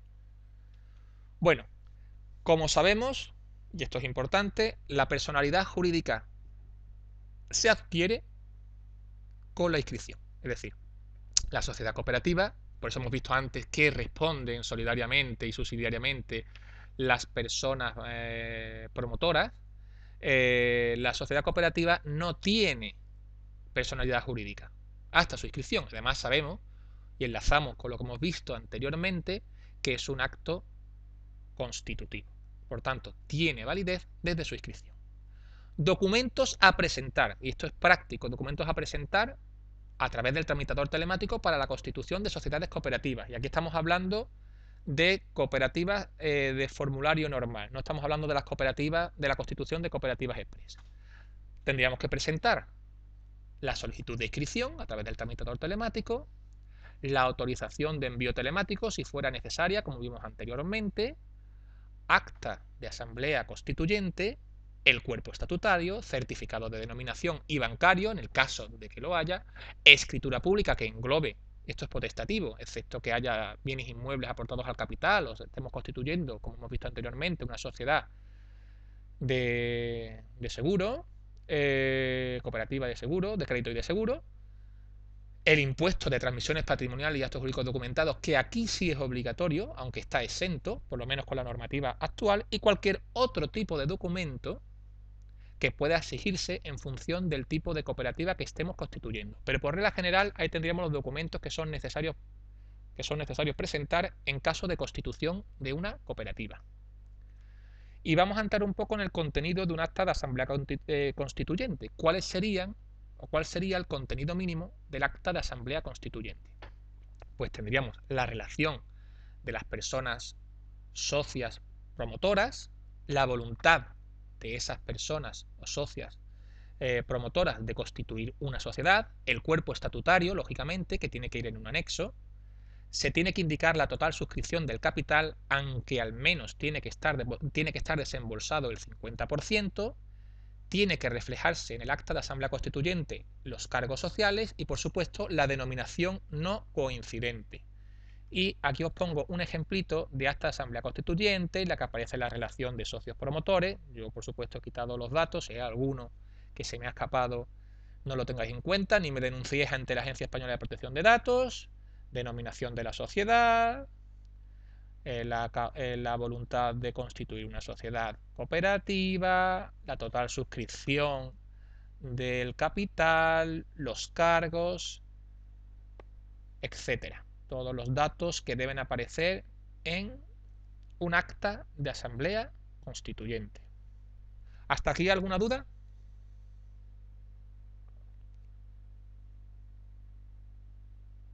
¿Se me va entendiendo?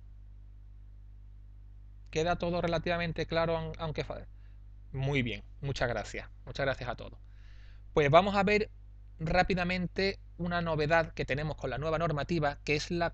No empieza en... Dios mío. Empieza de nuevo desde el principio. Ay, menos mal que yo ya me estaba ya diciendo, bueno, en fin, de todas maneras vuelvo a repetir que estoy a vuestra disposición a lo largo de vuestra vida en los CADE, porque espero seguir yo como asesor y como abogado en ejercicio durante mucho tiempo, así que me podéis consultar todas las cuestiones que hoy no hayan quedado claras o que hoy han quedado claras, pero luego la práctica les dé una visión un poquito distinta, estaré completamente a vuestra disposición. Bueno, pues en relación a las cooperativas, a la constitución de cooperativas express, lo que tenemos que manifestar es que con la nueva ley se permite la posibilidad de este tipo de cooperativa, que es una constitución simplificada, con plazo de resolución por parte del registro de cooperativas de 5 días hábiles, ¿de acuerdo? Siempre que nos ajustemos a los anexos que han sido aprobados por la orden de adaptación. Es decir, sí os sonará a lo mejor que este tipo de cooperativas durante algunos momentos, perdón, este tipo de sociedades se han realizado algunas veces en la vía mercantil, con cooperativas con estatutos completamente hechos, en los cuales tú simplemente tendrías que incluir la denominación, el objeto social y muy poquitas cuestiones más, y se inscriben muy rápido. Pues esta posibilidad se da con la nueva normativa también para las cooperativas, pero no para todo tipo de cooperativas, sino para los tipos de cooperativas lógicamente más usuales, que son las cooperativas de trabajo, son las cooperativas de servicio y son las cooperativas de consumo. Aquí tendríamos cómo entraríamos dentro del tramitador telemático, marcaríamos la opción certificado, perdón, constitución de cooperativa, ¿vale? Esto sería la solicitud de inscripción. Dentro del siguiente, dentro del siguiente apartado pincharíamos Constitución simplificada, cumplimentaríamos los datos de los promotores y de los socios. ¿Voy rápido o vamos bien? Cumplimentaríamos en la siguiente pantalla el acta de asamblea constituyente y unos estatutos tipo, ¿de acuerdo? Y ahí finalizaría la constitución de sociedades express. ¿Dudas sobre la constitución de sociedades express? Es decir, te dan un formato de acta, te dan un formato de estatuto, cumplimentas determinados datos y en 5 días supuestamente estatutos tipo, sí. Además están recogidos los estatutos, si veis la orden de adaptación, vienen recogidos en los anexos los modelos de estatutos que se tienen que utilizar para proceder Celia. Celia pregunta que si estatutos tipo. Y la respuesta es que sí, además esos estatutos vienen en los anexos, de la orden de adaptación. Entonces, tomando como consideración esos anexos, se complementarían datos tipo de denominación, domicilio, objeto social, cargos sociales y, por ejemplo, también el tema del capital. Correcto, Cecilia. Cecilia comenta que más o menos como se hacen con las limitadas, con los puntos PAE. Efectivamente, parecido. Lo que pasa es que esto se lleva haciendo más tiempo en las limitadas y se realiza desde hace poco en las cooperativas. María Eugenia, con eso queda inscrita la sociedad, pero luego habría que presentar, indica que quede inscrita la sociedad, pero luego hay que presentar el 036 y el alta en la seguridad social, correcto. Luego hay que presentar esa documentación. Carmen pregunta que si es recomendable esta opción. Yo voy a ser sincero, yo no lo he utilizado nunca. ¿Por qué? Porque entiendo que una constitución de una sociedad cooperativa tiene que ser algo mínimamente pensado. Yo entiendo que salvo casos de una urgencia excesiva, eh, por la cuestión que sea, recomiendo que debe reflexionarse un poco la constitución de las mismas. Además, tampoco es tan largo el plazo. María Eugenia está de acuerdo conmigo, sí. Es que le quitas demasiada, le das demasiada importancia desde este punto de vista, muy poca importancia a la voluntad de los socios. Los estatutos, bueno, los estatutos no están mal. Desde el punto de vista de los estatutos no están mal. Lo que pasa es que, por ejemplo, hay Cecilia pregunta que si existe urgencia se puede hacer después una modificación de estatuto. Por supuesto que sí. Tú puedes inscribir una cooperativa express porque necesites urgentemente en 10 días tener una cooperativa hecha y posteriormente puedes realizar todas las modificaciones estatutarias. Y Carmen pregunta que no, y que efectivamente. Efectivamente, María Eugenia dice que son muy importantes los estatutos con la nueva normativa. Es cierto, es un tema que no vamos a valorar hoy, pero que es muy importante. Por ejemplo, en los estatutos tipo no se habla nada en relación al reembolso, que como sabréis, y si no, os recomiendo que os leáis esa parte, ¿vale? Cambia mucho dependiendo si elegimos reembolso como hasta ahora lo conocemos, el reembolso como hasta ahora lo conocemos, o si utilizamos un reembolso reusable, o si utilizamos la fórmula de transmisión libre de las participaciones. Eso no va a venir en unos estatutos tipo, y eso es fundamental desde mi punto de vista en el funcionamiento de una sociedad cooperativa, por ejemplo. Pero sí es cierto que en principio se puede, por motivos de urgencia, constituir una sociedad de manera simplificada y posteriormente realizar las modificaciones estatutarias necesarias hasta adaptarla a las necesidades reales de los socios. ¿De acuerdo? Bueno, quedan 10 minutos. Queda temario por dar bastante. No va a poder ser posible. He intentado explicar lo más importante. Os recomiendo que luego os leáis por lo menos toda la exposición que he preparado, en la cual también hablo, aparte de la valoración de aportaciones no dinerarias, hablo también del tema de inscripción de cargos, hablo también del tema de inscripción de modificación de estatutos, hablo de disolución y reactivación y liquidación conjunta, cuentas anuales, legalización de los libros fundamentales por parte del registro, y también incluso un último apartado relativo a la adaptación, a la nueva normativa. Sí, yo creo que está clarita. Yo he intentado darle un enfoque Pues pensaba Nieves que me iba a quedar corto. Imagínate, pensaba que me iba a quedar corto. Pero bueno, he explicado digamos, la parte que entiendo fundamental. Está todo explicado desde el punto de vista práctico. Sí, esperaba, sí, porque nos da opción a estar 2 horitas más tranquilamente planteando el tema del título tercero del reglamento. ¿De acuerdo? Pero bueno, eh, poquito a poco. De todas maneras, aún así, vais a tener, me vais a tener a mí para consultarme todas las dudas. Mario Eugenio, no te preocupes, todas las dudas que tengáis en relación al temario, tanto de lo que hemos visto como lo que os doy, digamos, lo que os mando de deberes para leerlo en casa. ¿De acuerdo? Creo que está muy clarito y lo he hecho de la manera en que yo realiza. Muchas gracias, Cecilia. Muchas gracias. Agradece porque no te pueden imaginar cómo me siento yo de daros este plomazo. Perfecto, sí. Lo tenía en la última, que ya que la he preparado, la voy a preparar. ¿Vale? Ahí tenéis, mira, os hago una rápida visión en relación a lo que vais a tener que ver vosotros por vuestra cuenta. Por una parte tendremos, muy ameno, muchas gracias, Guillermo. Ahora doy los datos, Carmen. La valoración de aportaciones no dinerarias, tenía también presentada la inscripción de estatutos, cuando conlleva una cambio de competencia. Muchas gracias, María Cristina. Hasta otra. Documentos a presentar, la inscripción de cargos, tipos de composición de órgano de administración, qué debe aparecer cuando se nombran cargos en relación al consentimiento. Muchas gracias, Carmen. Muchas gracias. Ejemplos, cuándo se nombran, si se pueden nombrar o no miembros del órgano de administración. Gracias. Muchas gracias a todos. Dentro, conjunto con órganos de intervención y comité técnico en una misma asamblea, la transformación de sociedades cooperativas, de sociedades en cooperativas. Gracias, Emilio. Disolución, un apartado correspondiente a la disolución, liquidación de las cooperativas. También tenía preparado un tema de disolución conjunta, las cuentas anuales también las podréis ver. Intento que sea todo muy práctico, todo muy práctico. Documentación a presentar en relación a las cuentas anuales, lo que comprueba el registro de cooperativas en relación a las cuentas anuales, distintos ejemplos de certificados con o sin beneficio, el tema del cierre registral, cómo se puede levantar el cierre registral, los libros obligatorios, otros libros que son obligatorios siempre que existan esos órganos potestativos, cómo deben de estar cumplimentados, cómo se solicita una denominación, quién puede solicitarla y quién la emite, cuánto tiempo queda reservada. Es la Biblia en pasta, sí, pero os va a servir de mucho para luego constituir sociedades y para inscribir todos los actos, María Eugenia. Espero por lo menos que valga para ello. Cómo se solicita el certificado de denominación y en relación a las órdenes de adaptación, cuáles son los plazos.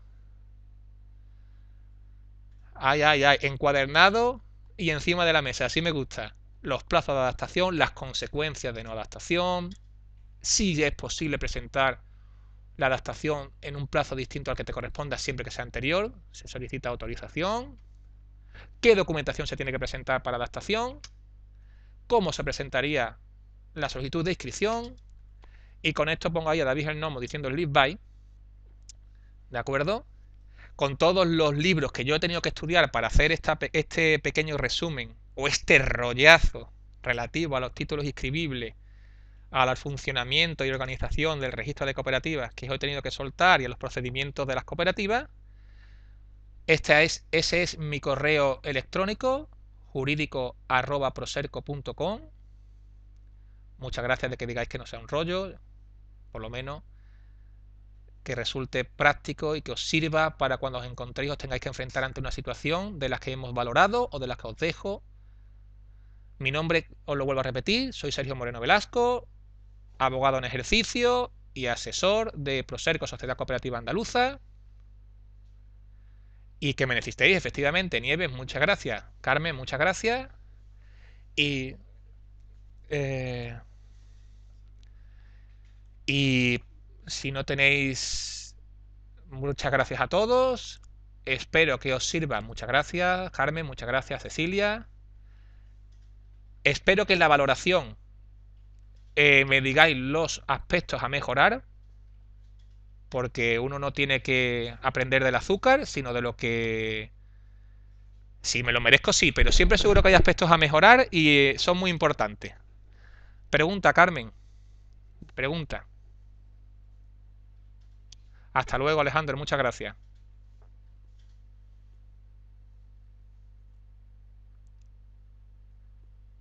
Que no sea muy complicada, ¿eh? Que si no ya, si quedo ya mal al final, por 3 minutos me hundes en la miseria, Carmen.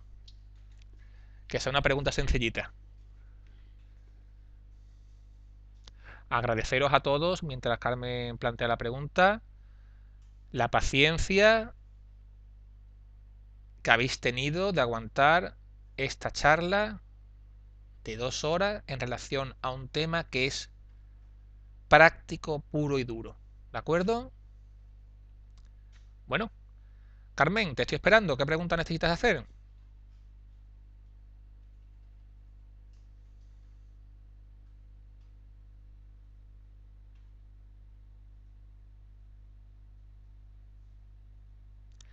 Es en relación al artículo 202 del reglamento. No había otro recurso. Me choca un poco dado lo de la inscripción. No te entiendo la pregunta. ¿Esto te refieres tú a la notificación al anterior titular de un cargo con capacidad de certificar que no quiera consentir la inscripción del nuevo? ¿A eso te refieres, Carmen?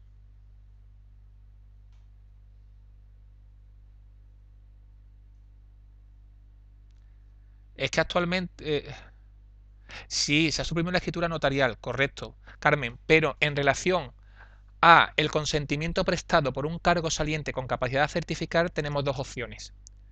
O que cuando a mí me nombran como nuevo cargo con capacidad de certificar, la persona con capacidad de certificar anterior, que ocupaba el cargo con anterioridad a mí, me dé su consentimiento, como hemos visto en el ejemplo, o bien, y aquí sí se exige que se tenga que ir a notario, porque se aplica la normativa notarial, ¿vale? Se aplica la nota. Es un traspaso de poderes, dice María Eugenia. Es mero fedatario, efectivamente. El notario lo que hace es comunicar que se ha producido ese cambio, porque imaginemos que una persona quisiera bloquear de manera perpetua una sociedad cooperativa. Simplemente le bastaría con no dar nunca el consentimiento al cambio de órgano de administración. ¿Cómo se impide eso? Si no nos da su consentimiento, que es lo normal, tendremos que acudir al notario, que es un mero fedatario de que se ha transmitido la comunicación, como bien comenta Carmen, se ha transmitido la información a la anterior. Claro, María Eugenia, si en el acta del acuerdo firma y consiente el anterior, como en el ejemplo que os he puesto, no hace falta para nada acudir al notario. Pero si no se presta el consentimiento es cuando es obligatorio tomar una de las opciones que permite el artículo 202 del reglamento del notariado, que la que se utiliza en la práctica es la comunicación del cese mediante comunicación notarial. Y luego el registro te va a exigir el certificado de modificación de cargos que no está elevado a público y la notificación al cargo saliente que sí está elevada a público, pero no porque esté elevada a pública, sino porque se hace a través de un medio notarial. ¿Me he explicado bien? Carmen, ¿he resuelto tu duda? Vale, perfecto. De todas maneras, vuelvo a repetir, ¿tenéis mis datos de contacto ya? Y mi teléfono, por si lo queréis apuntar, es 954 35 90 01. ¿Lo tenéis? 954, Cecilia, 35 90 01. ¿Correcto?